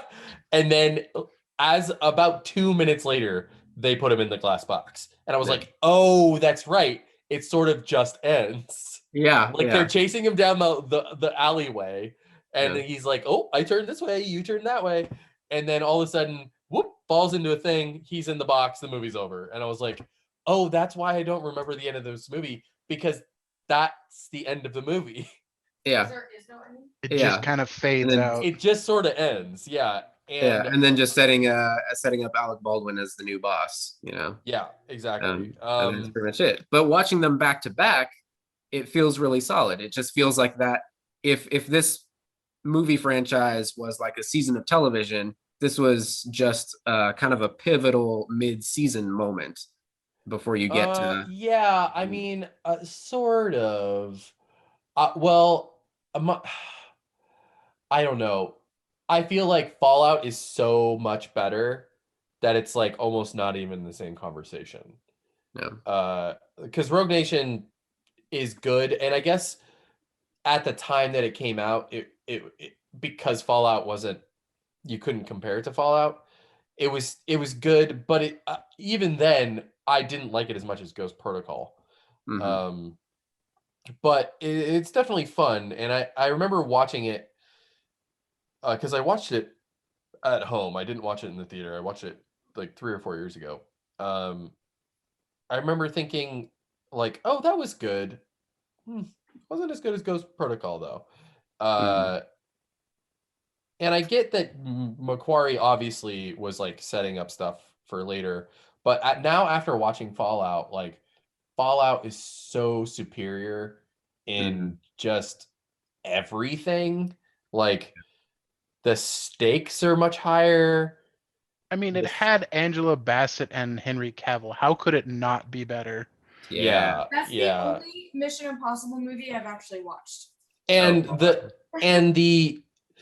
action scenes in Fallout are just phenomenal. They're that helicopter chase went on probably like 5 minutes too long, though, I would say. Sure, but I agree. But that also was not my favorite sequence in the film. My favorite sequence of the film was the fucking 1980s BMW chase. Yeah. That was fun. I liked him running through the office building and then jumping out the window. That was also pretty good. Yeah. Jumping out the window. So a couple things I forgot to mention. Newcomers for the series, which then we'll get again in Fallout. The big bad Solomon Lane was played by Sean Harris, who I didn't recognize from anything really. English actor. He's done a lot of like Shakespeare adaptations and stuff. He was in a Macbeth and whatever. Was he in Game of Thrones? I don't believe he's in Game of Thrones, but the one thing that when I was going through IMDb, he looks like he could be in Game of Thrones. He could be, yeah. But holy crap, he was in Prometheus. He was haven't seen that. He was a character named Fifield, who is the guy who gets infected and becomes kind of like a super mutant, like weirdo. Wait, that's him? Yeah, that was him. Yeah. What? Yeah, but he's got all the super intense hair and stuff. Yeah, he's got like a what? Yeah. Holy crap, he is not aged well. Damn. Yeah. And then Oh man, has he not aged well? yeah. And then Ilsa Faust, played by Rebecca Ferguson, who I recognize from a couple of things. She was actually most recently I saw her in Doctor Sleep, the Shining The sequel. King, yeah. Yeah, she was Rose the Hat in Doctor Sleep. I fucking loved her in that. She's an awesome baddie. She's gonna be in Dune as Lady Jessica. Interesting. I didn't see it, but that last Men in Black International, she was in that, I guess. She was in that? She was in The Greatest Showman. Yeah. Oh, I think she was the weapons dealer in that. Okay. All right. Yeah. That was Holy a forgettable crap. movie. If you haven't watched it, don't bother. That actor, Sean Harris, he's also in 24-Hour Party People. Okay. He plays Ian Curtis, the lead singer of Joy Division in 24-Hour Party People. All That's crazy. right. So yeah, 3 years after Rogue Nation, we get the sequel, Mission Impossible Fallout 2018. And oh shit, you're right, Byron. 2 hours and 27 minutes.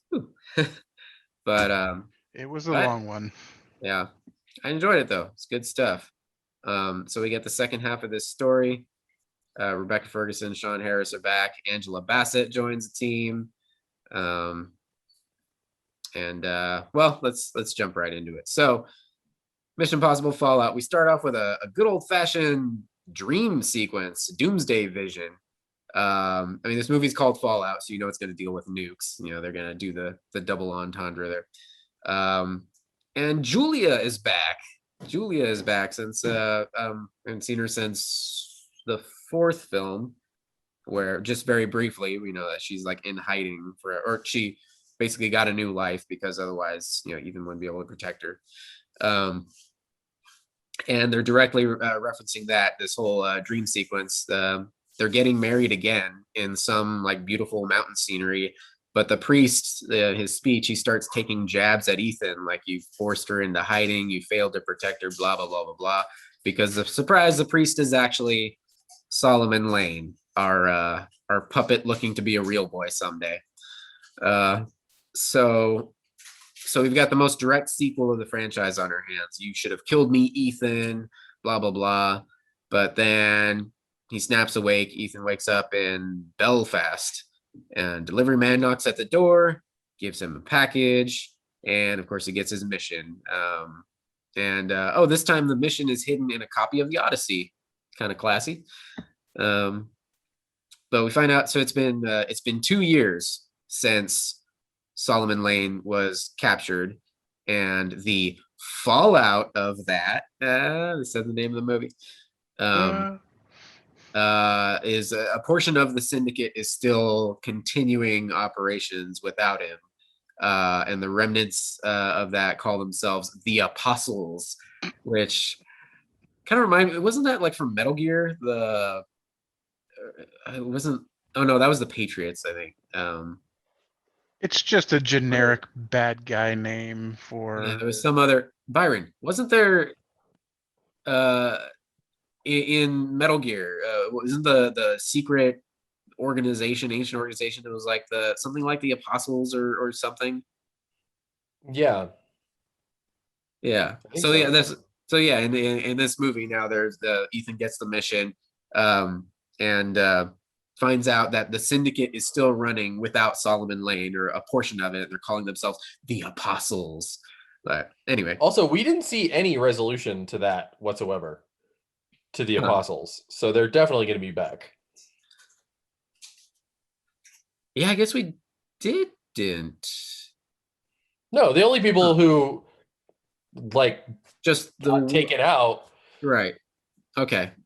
All right. Well, yeah, let's get to it. So yeah, the Apostles, the remnants of the syndicate minus Solomon Lane, they are now terrorists for hire, and they just caused a smallpox outbreak, and they've been hired by some new mysterious client going by a fake name, John Lark, who is calling for the destruction of the current world order, because why not? Whenever I hear these generic bad guy speeches about like causing destruction, mayhem, chaos, whatever, it just kind of makes me think of the head of Richard Nixon in Futurama. Where he has that speech about how he's like, I'm gonna break into people's houses at night and wreck up the place. It's great, but anyway. Oh, and also there's a nuclear scientist that's missing, and 3 plutonium cores have been stolen, of course. So the Scooby Gang, Ethan, Luther, Benji, no Brant this time. I guess they didn't invite Hawkeye back to the game this time, or maybe he didn't. Maybe he was too busy with Avenger stuff. I think he literally had scheduling conflicts with Avengers at this time. Probably, yeah, makes sense. So Ethan, Luther, Benji, they go to buy the nukes off of the thieves themselves before they get a chance to sell it to the apostles.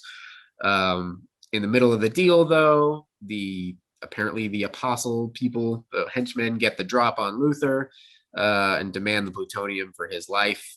There's a standoff. Ethan actually shoots Luther in the vest to drop him. Bad guys get away with the nukes. Oh well.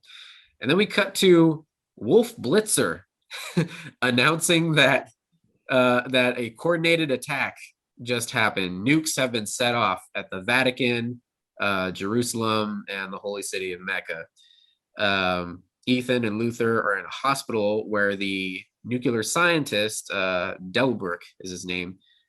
He apparently has been found and he's recovering in the hospital, but he's all in on the anti-religion thing. He's all happy that the attacks happened, and now they're questioning him because they know he's working with this John Lark, big bad dude.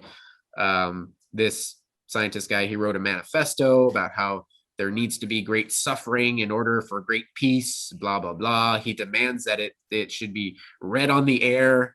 And if they do that, he'll unlock his phone with the info to track down John Lark. So Ethan's all angry and blah blah blah, but god damn it, he makes the call, and next thing you know, Wolf Blitzer starts reading this manifesto on the air to them in the hospital. And the scientist dude, he's all happy. Oh, right before we get to that point, I just want to say this is the first time I've seen this movie. As soon as he picked up the phone, I was like, "Oh, okay, I know what this is." Mm-hmm. Yeah. So, and a good nod to the very first scene of the very first movie, the franchise. Yeah. So they get the manifesto read on air. Delbruck, he's all happy and ha ha ha. Goes ahead and unlocks the phone for them. Luther confirms they got what they need, and then boom, whoop. Walls drop down. It's a total fake out. Really good Wolf fake Blitzer out. Rips off his mask. Yep, and it's Benji. He got to wear a mask finally. Yeah, he got to be Wolf fucking Blitzer. It's hilarious. And then we flash over to an airbase in Germany. Oh, I specifically put down it was Ramstein Air Base, which was hilarious to me. Du hast.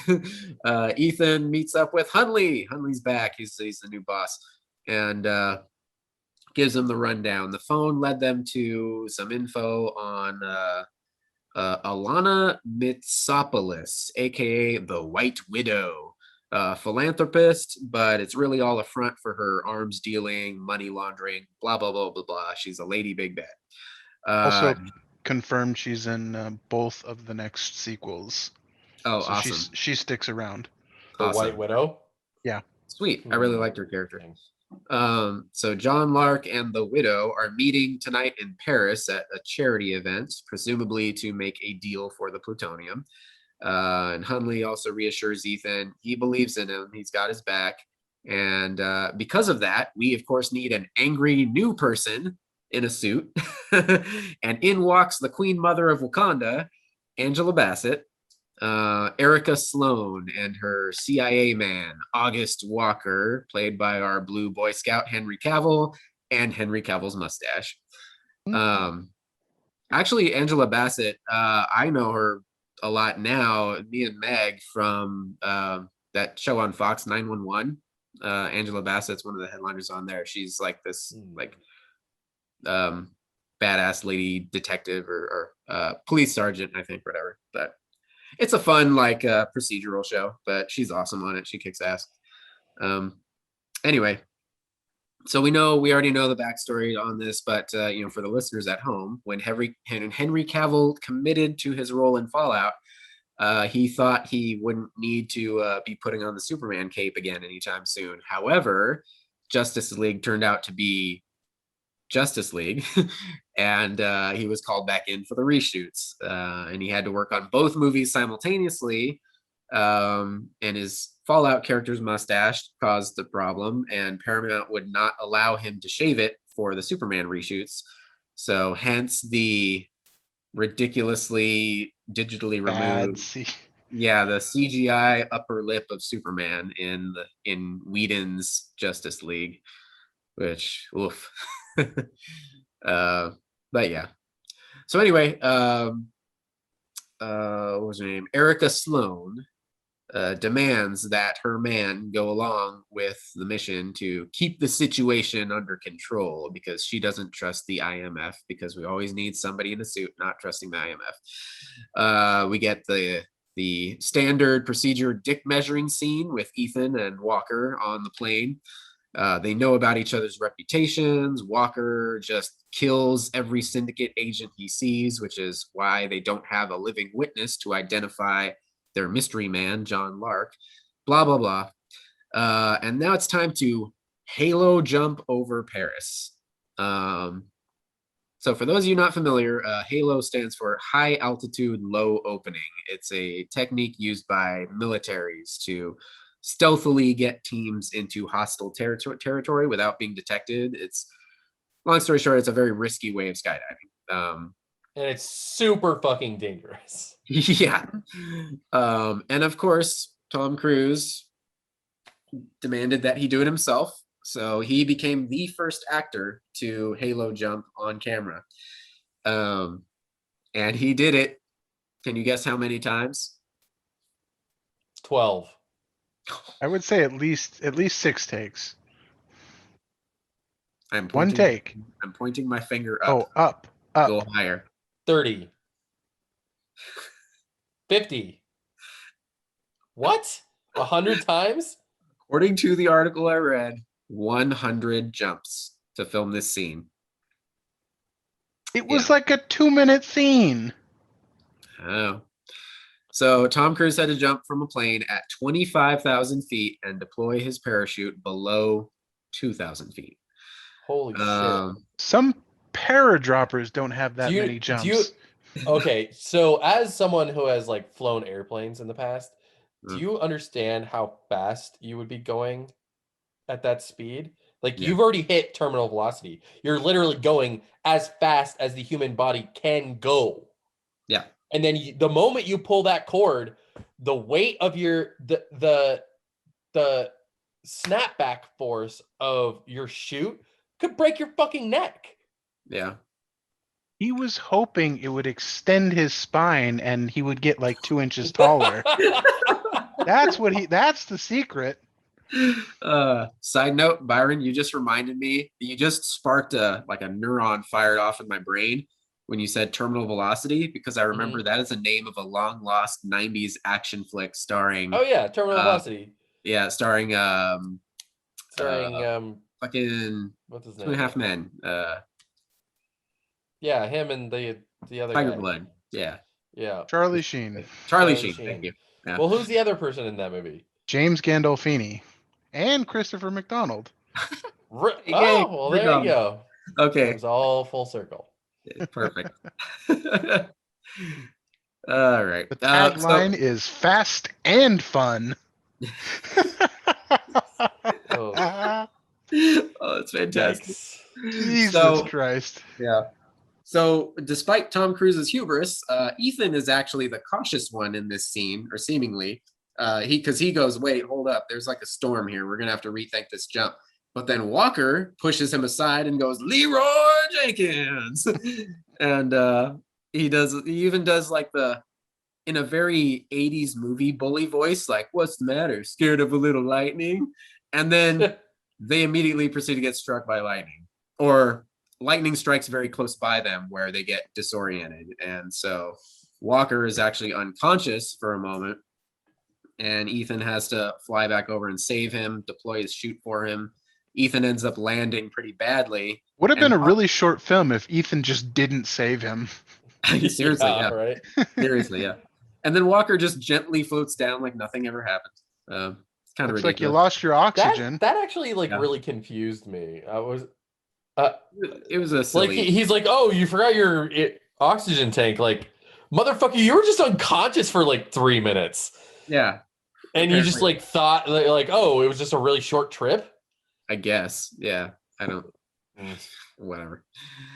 Anyway, so they get into the charity event thing. They track their mystery man to the bathroom.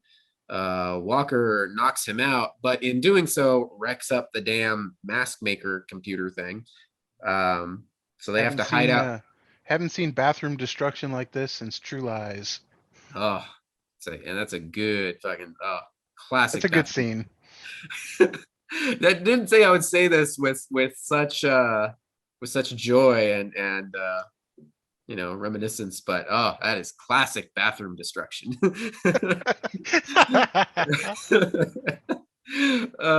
Anyway, Wait, what about Slither? you know what? That's one I've never. Classic bathroom destruction. I still have not seen Slither in full. Because the monsters come out of their butts. Oh God. That's Of why course. Tony hasn't seen it. Of course they fucking do. Yeah. Yep. I've seen like the tail end of it on TV or something, that after Michael Rooker becomes all blah, blah, blah, Yeah, it's the James thing- Gunn, so Yeah. and Nathan Fillion's in it. Yeah, I remember that. So anyway, mask making computer is broke. They have to hide out in the stall real quick while some other dudes walk in. But then their guy wakes up and a pretty rad fight scene takes place. He almost has Ethan, but then someone puts a bullet in his head, and that someone is Ilsa, back for more fun. It's a funny line, by the way. Can you still make a mask? I need a face to make a mask. No, I thought that was good too. That's good, yeah. So he's got to go meet the widow without a mask and just hope that they've never met before. Ilsa goes along with Ethan, warning him there's like all kinds of paid assassins here ready to kill John Lark. So they're going to assume that's him when he goes to meet the widow. How do you know all this? I can't tell you. Well, of course, she's got to play the secret game again. And then we get the introduction to the White Widow. She's giving a speech about her mother's legacy. Her mother, Max, who had a fascination with paradoxes. She is referring to Maxine, the arms dealer from Mission Impossible 1. That's This her is mom? This is her daughter, yeah. Okay, so that's what I thought they were alluding to, but I wasn't sure.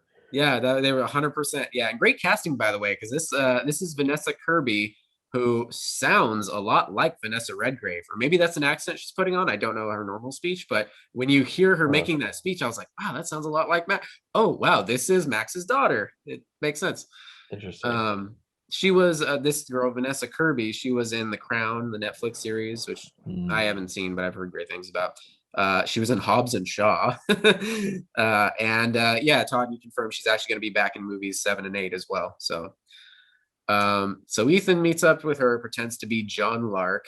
He warns the widow that her life is in danger, and he has her take a peek at all the dudes around the room waiting to like take their shot. He gets her out of there. She's got this. She's actually got this very classy butterfly knife under her dress. That was a good move. I liked that move. Yeah, that was pretty cool. Ilsa also helps out for a hot second, but then she disappears in the shadows like she does. So they go back to the widow's place, and there's a whole bunch of henchmen standing around planning shit. They're planning to extract the asset. But then Ethan quickly learns that they're not talking about the plutonium. They're breaking out Solomon Lane, our big bad from the last movie. And the widow and her guys, they don't even know who he is. They're just paid. Like they're just paid to get him. So Ethan fills them in, and she's like, "What's wrong? You seem upset." He says, "Well, I came here for plutonium, And she said, well, she's just a broker setting up a deal. Like the person who wants with the plutonium is only going to give it up in exchange for Solomon Lane. and she even gives him one of the cores as a down payment.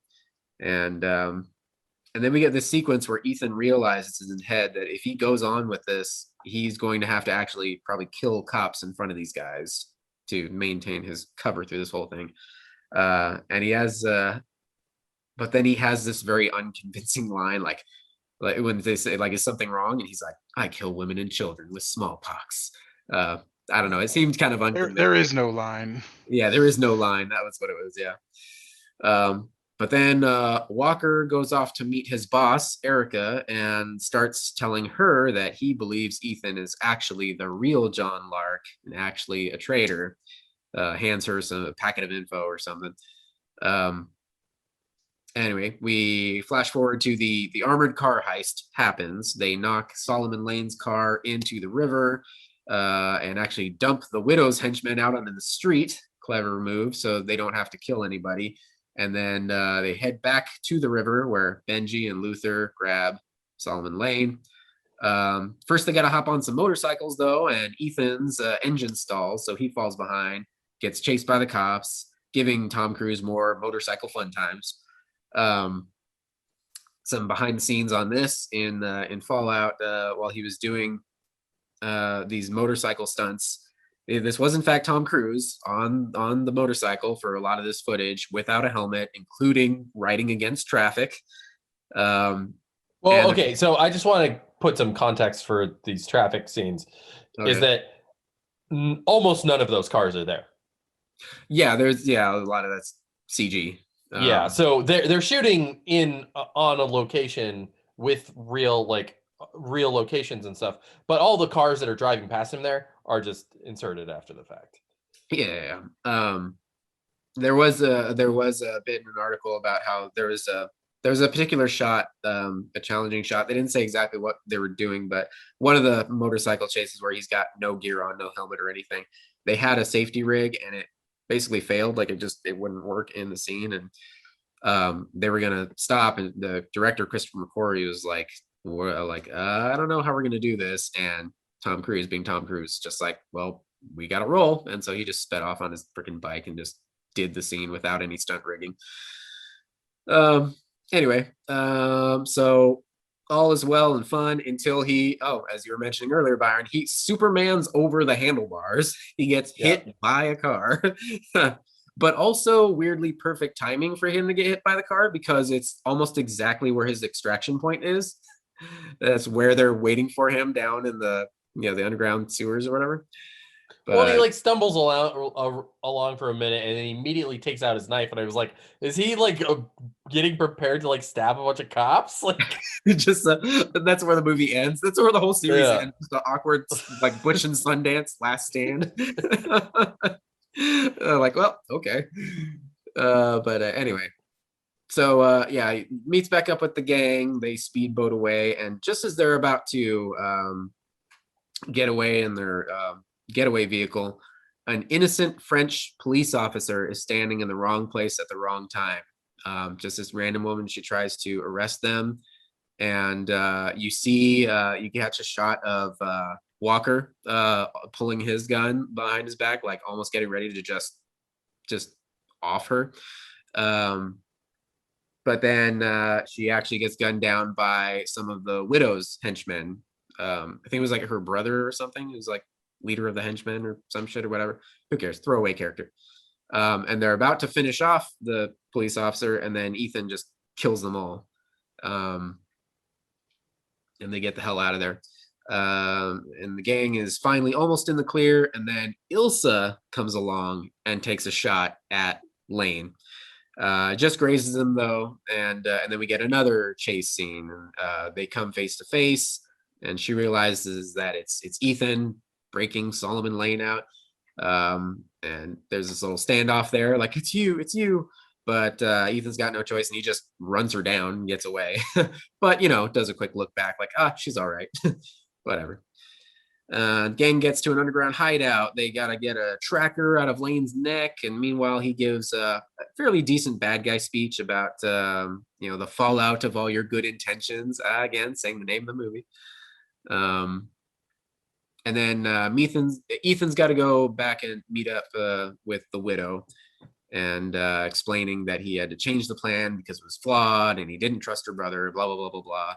But things get more complicated because she knows about Ilsa, and assumes that it was her that killed her henchmen, the men that Ethan killed. So now she wants him to deliver Ilsa, or else no plutonium, or else she'll sell it to someone else.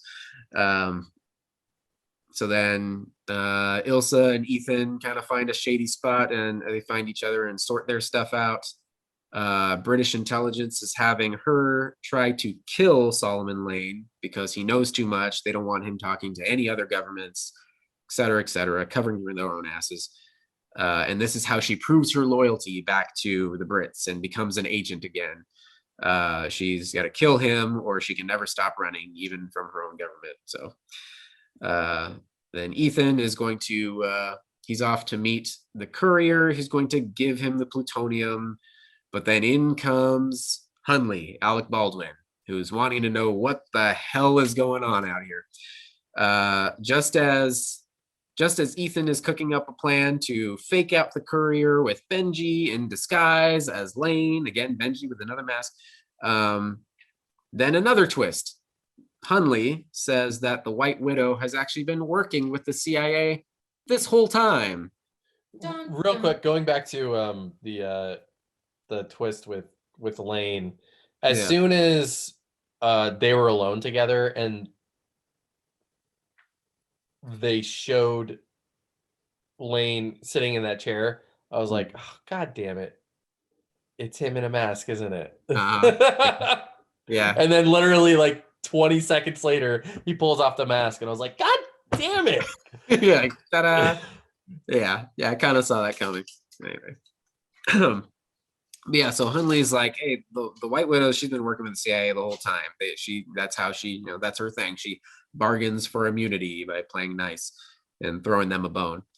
Capturing John Lark and the Apostles and the plutonium in order to gain favor with the Americans. So, but then they're like, hold up, if Sloane, Angela Bassett's character, if she knew that it was a trap all along, why not tell us? And the answer is because as far as she's concerned, any one of them could be John Lark. She doesn't trust anybody, including any of them. So, and according to the info that Walker gave his boss, Sloane, although they don't know that it was Walker at this point, it all points to Ethan being John Lark. Very convenient. Indeed. Mm-hmm. So I don't know, when they first brought that up at the beginning of the movie, with Lark, Henry Cavill, he gives what's her name, the CIA director, Angela Bassett, Sloane.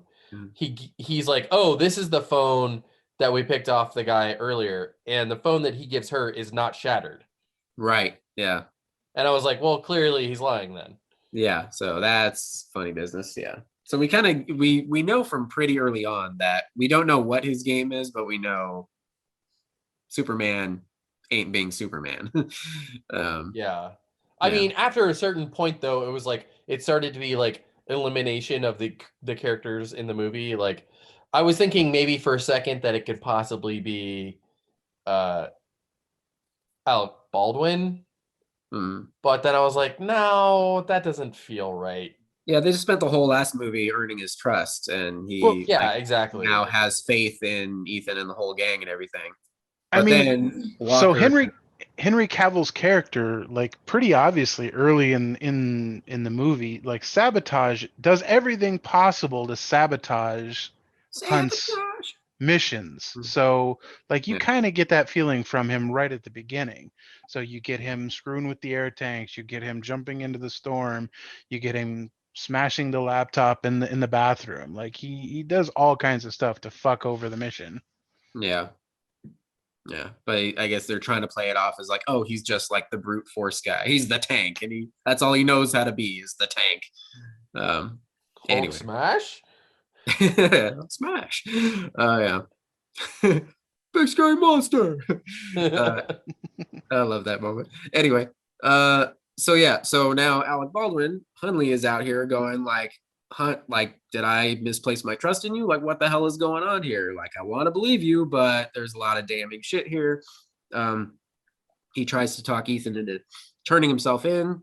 Oh, and also, by the way, if you don't know, Walker is authorized to kill you if you don't. So, and they, Henry Cavill is like, it's just a job, no hard feelings.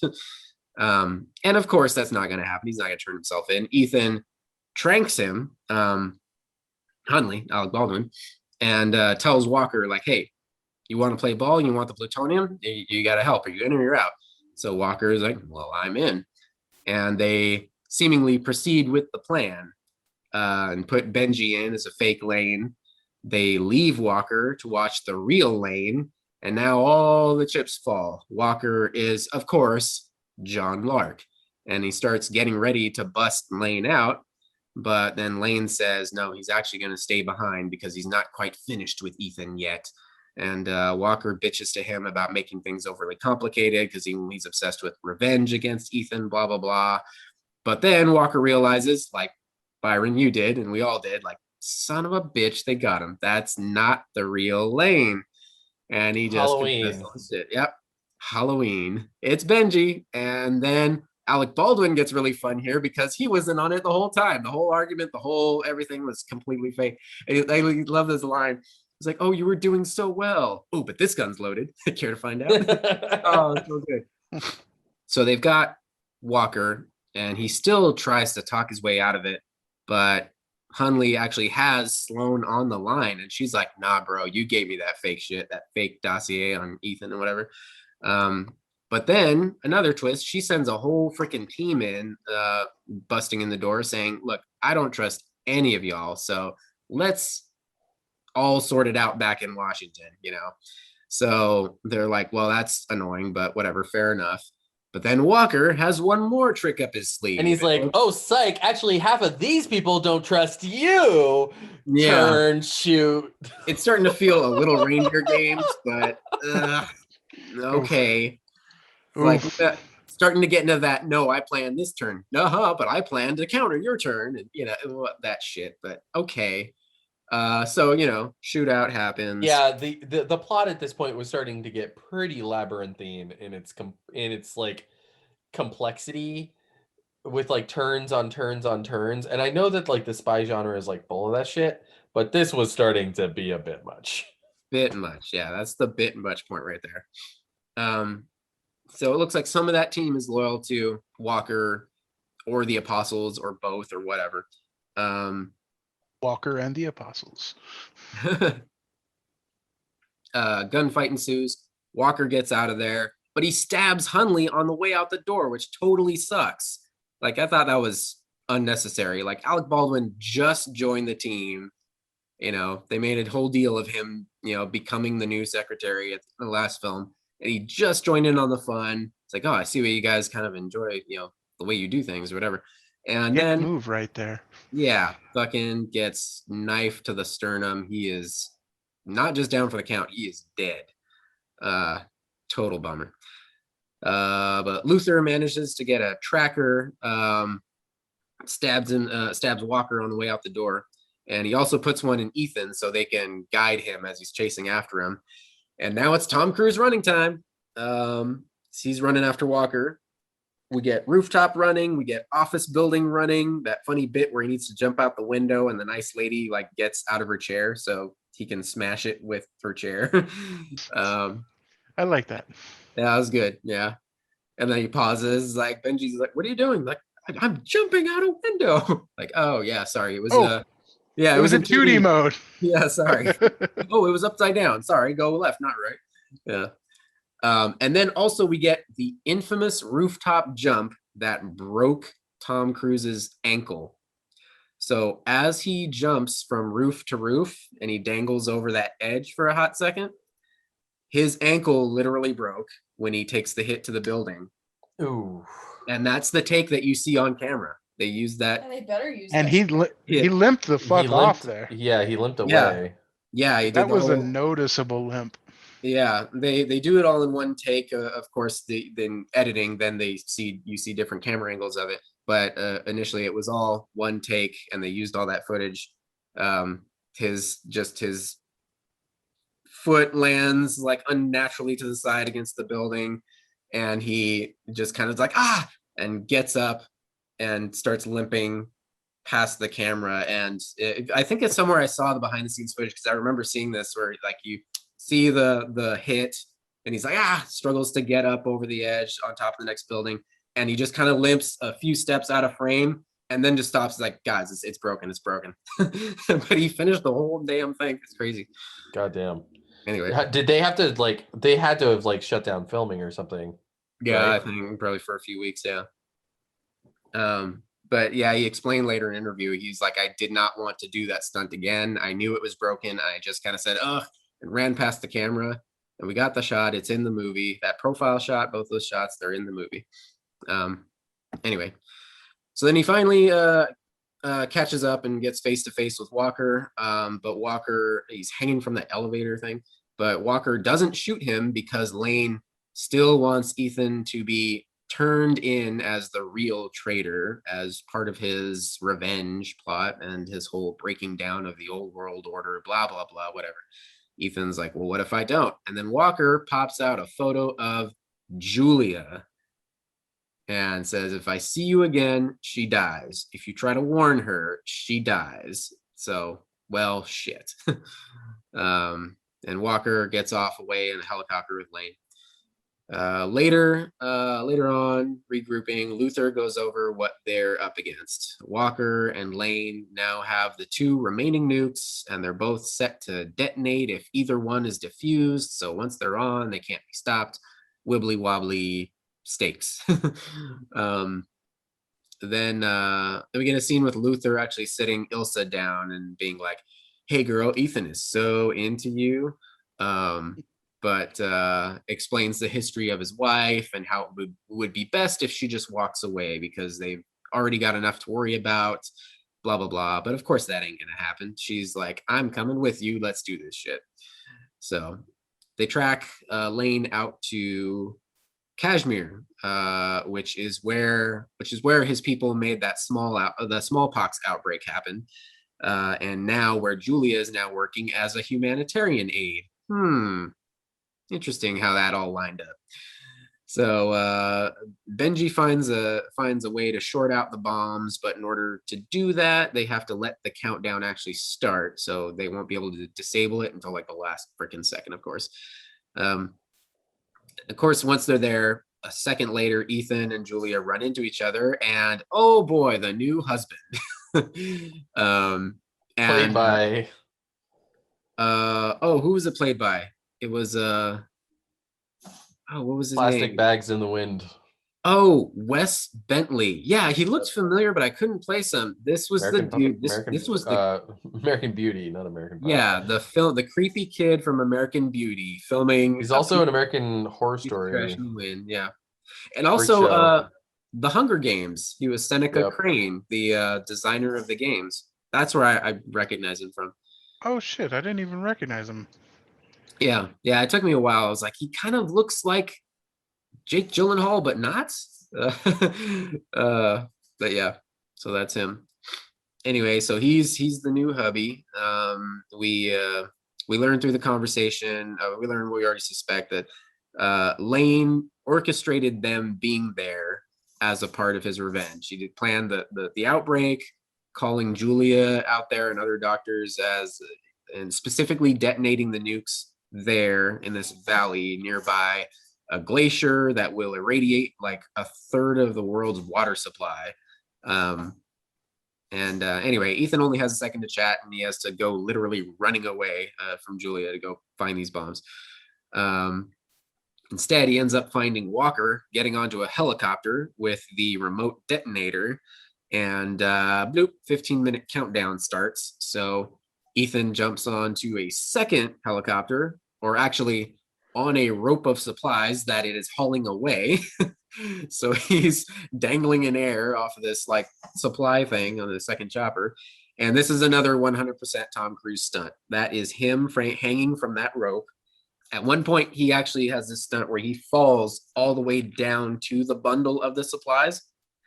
And apparently, according to the articles I was reading, Tom Cruise was so convincing here that some of the crew actually thought something went wrong, and holy shit, we just watched him die.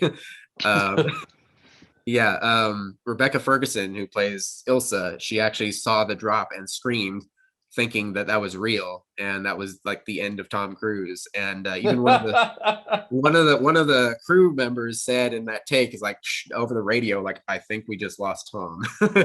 But then of course he was fine. Yeah. So we've got now two. So the action split up in two from here on out. This is the finale of the film. We've got Julia finding Luther and asking how she can help out. So she helps defusing bomb number one. Ethan over in the chopper, he climbs back up to the chopper, takes control. Oh yeah, and again, by the way, Tom Cruise learned how to fly a helicopter. Of course he did. So he Sure. demanded to do the flying himself, even during the dangerous piloting stunts, like the freaking 360 barrel roll, like where it looks like he's gonna crash. Yeah, he decided to take on all the stunt piloting himself. He learned how to fly a helicopter and put in 2,000 flight hours. Ridiculous. Yeah. And the crew had to design special cameras inside the helicopter so it actually shows him piloting. No wonder why that scene went on for 15 fucking minutes. Oh, If yeah, he it's learned to just him showing pilot, off. Yeah, if he learned to pilot, damn well he's going to be in that movie piloting that helicopter. So when you guys watched the movie, did it change to the IMAX presentation during the helicopter scenes? I didn't know. What do you mean, like the aspect ratio? Yeah, so I watched the 4K version on Amazon Prime, and anytime it cut to the scene that was shot of the helicopter, it switched to full 16:9 rather than, I think, 2.31. I don't recall that, but I don't know. Because the rest of the movie was in 2.31, and then it took up literally all of my TV. Wow. Huh. I was And watching it was very clearly IMAX because the footage was like crystal clear. Okay. All right. So anyway, Ethan tries to maneuver around. He's trying to figure out how to stop Walker's helicopter.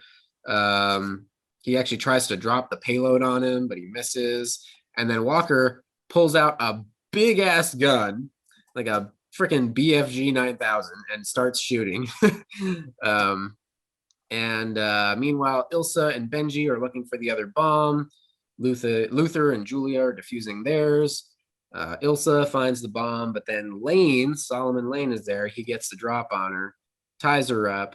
Benji comes running in. Lane gets the drop on him, gets a noose around his neck, strings him up. That's messed up. You don't do that to Simon Pegg. But Ilsa gets free, has a super rad fight with Lane, and cuts Benji down at the last second.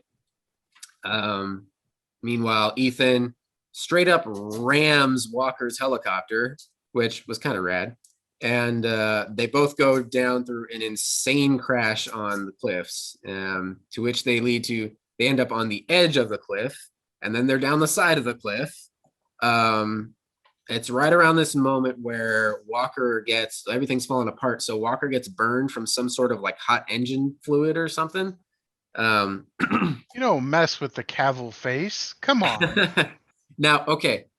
I wrote some notes here for myself because I wanted to remember this. Here's where I wonder if someone on the writing team is as super dorky and movie nerdy as I am, because check it out. Walker gets half of his face burned, and I'm sitting at home watching this kind of chuckling like, ha, he's like Two-Face now. But then, to my delight, he then immediately yells a line at Ethan, "Why can't you just die?" Which is exactly what Two-Face says to Batman in Batman Forever. Really? Yes. Yes. Huh. And it's like right after his face gets burned too. So I was like, oh my God, I called it. So the countdown is now down to 5 minutes. And both teams are trying to defuse their bombs. Ethan and Two-Face have a final knockdown fight as Ethan tries to reach for the remote detonator, which of course ends with both of them on the cliffside. And Ethan tugs Gotta on. love a good cliffside fight. Good cliffside fight. Yeah. Ever since Cliffhanger. Wait, didn't I thought I heard in recent memory that they're trying to reboot that for a while now. Yeah, I think so. Yeah. We're Wonder who's going gonna- deep into the Paramount archives. Yeah. Anyway, yeah. So Ethan tugs on the rope, holding the remnants of the chopper, and our beloved mustache Superman takes a hook to the forehead. And Rips him everyone, right off. yep. It was a pretty cool. It was a pretty cool. So I have to say that like Yes. Henry Cavill is like the only convincing villain that could go up against Tom Cruise. Cruise's Ethan Hunt. Yeah. It And was a good. he makes a good villain because he's like physically imposing, Yeah. but he's also like, at least in the story, he's supposed to be like really smart and effective. Yeah, Yeah. I mean, he's a top CIA agent to begin with. Yeah. And Yeah. like he is physically imposing even to somebody like that's tall like you or I, but you pit him up against 5'0" Tom Cruise, Yeah. and it's insane. Yeah. It looks Well, like the moment where he's got like the fucking M60 with the tracer rounds, like Yeah. like that was just It was pretty rad. that was great. Yeah. So he's done for, and then everyone does their parts at the last moment. Ethan gets a detonator in time. Both teams clip the wires. Oh, so the other thing is that like leading into the this last sequence is a reference to Mission Impossible, a huge reference to Mission Impossible 2. Which one's that? The rock climbing. Oh, yeah. Tom Cruise gets to do more of his rock climbing that he loves. Well, and it's Free also climbing. there's almost a shot that is almost that mirrors almost the exact same shot from Mission Impossible 2 where it like pulls out and he's climbing the rock face. Oh, yeah. And after he gets the detonator in time, does his thing. The team clips the wires and stuff, and so that it kind of camera backs up, and so Tom Cruise watches a beautiful sunset from the cliffs. I think that's kind of reminiscent of it. Him just like hanging there by the cliff. We're watching like the horizon or whatever. Anyway, so we cut forward to Ethan getting a medevac and wakes up to Julia watching over him, and also new husband, bootleg Jake Gyllenhaal. And let's see. Oh yeah, he says Ethan is lucky that his friends came and found him in the crash, and his friends actually being Sloan and the CIA.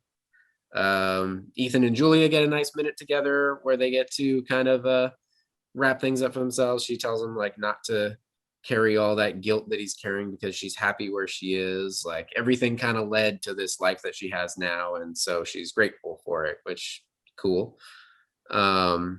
There's a follow-up scene narrated by Sloan where she and Ethan send Solomon Lane back to British intelligence, but via the White Widow, their ongoing relationship with their courier.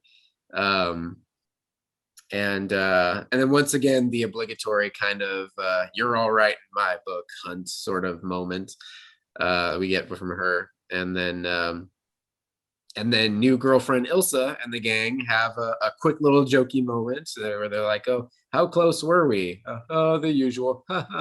"Oh, ouch! Don't make me laugh." Blah blah blah. And the end again.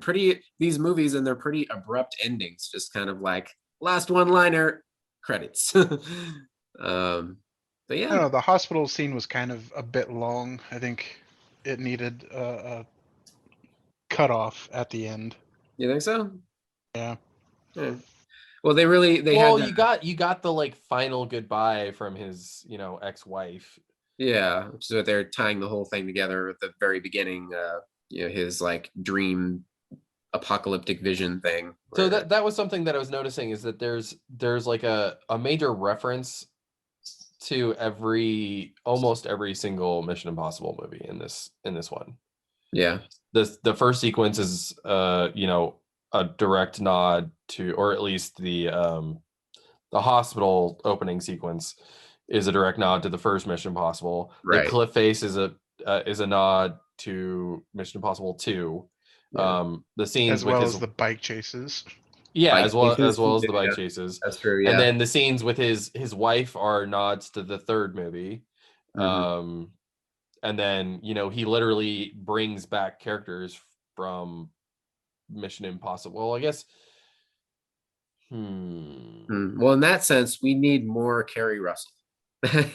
Yeah. Well, I was thinking about the fourth one. Is We the need one Maggie that Q and Rhys Darby, or not Rhys Darby, John Rhys Myers. Rhys Darby, please. I'll take it. Yes. Yeah, I guess the fourth one is the one that is the only one that I didn't see any like specific like nod to.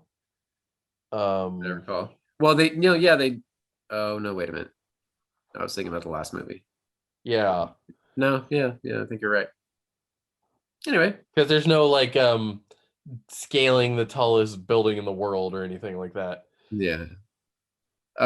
Again, I enjoyed the hell out of this one. Yeah, I liked this one a lot. Yeah. I watched it on my 4K TV with the lights off. I even plugged in my like audiophile headphones directly into my television. Oh, nice. So I had the like really good aural experience. Yeah, I feel like this one was really good. There were a lot of like interesting musical like wordless interludes. There were like I also five like how they weaved the theme into a lot of the different the different moods that they were doing. They managed to weave the theme in.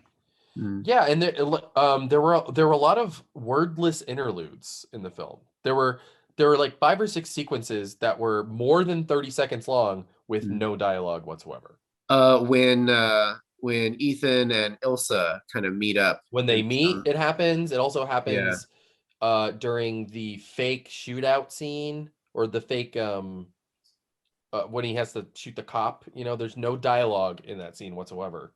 Right. And it happens I think 2 or 3 other times throughout the film.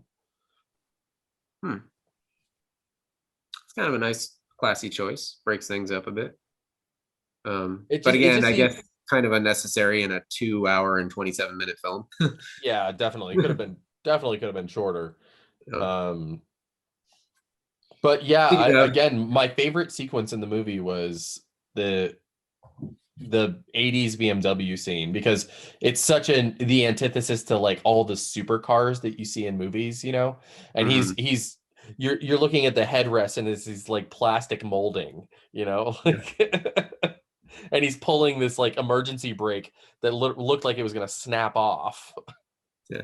That could have been a good choice there. It's just snap. Right. What do we do now?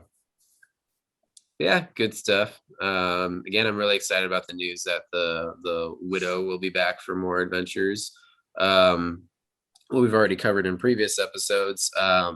Kittredge is back in That's 7 pretty at cool. least. Yeah. So they're really tiring. I wonder if he's going to be involved with the syndicate, because I'm pretty sure that the syndicate is coming back, because they didn't get rid of the syndicate.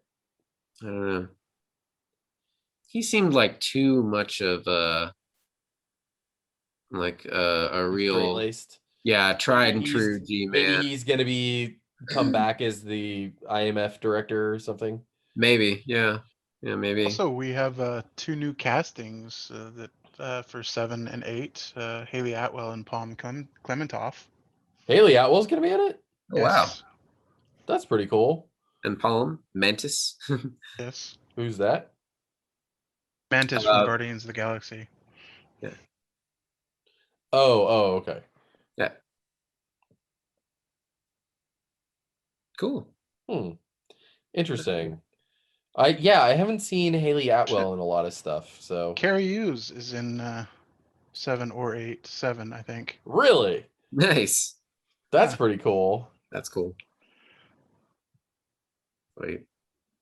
All right, guys. Well, this podcast is just about as long as Mission Impossible Fallout. So, This podcast will self-destruct in 5. yeah, probably should.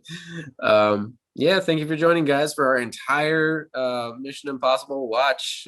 We hope you've enjoyed it. Kind of trying something new from our. So what do you guys? What now that we've seen them all, and we've like gone over them all. What do you think is your favorite? I'm still going with number 1. The last one was okay. It was probably the best of all the sequels, but number 1's still the best.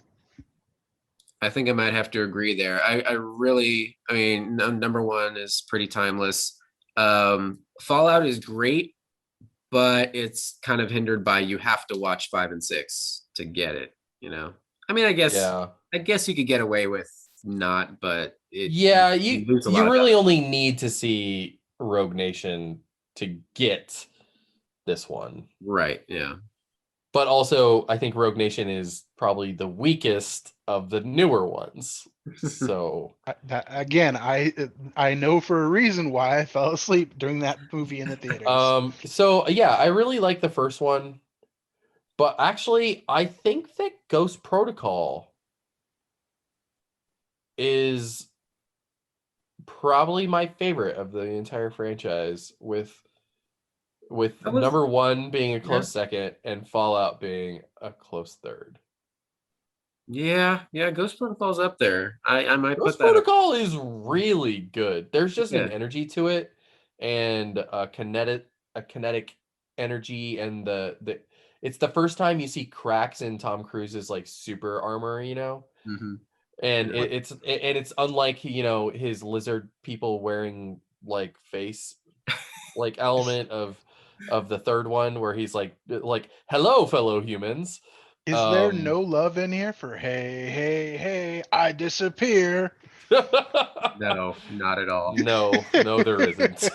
Or any love for the 2 was bad when it came out, and it's even worse now.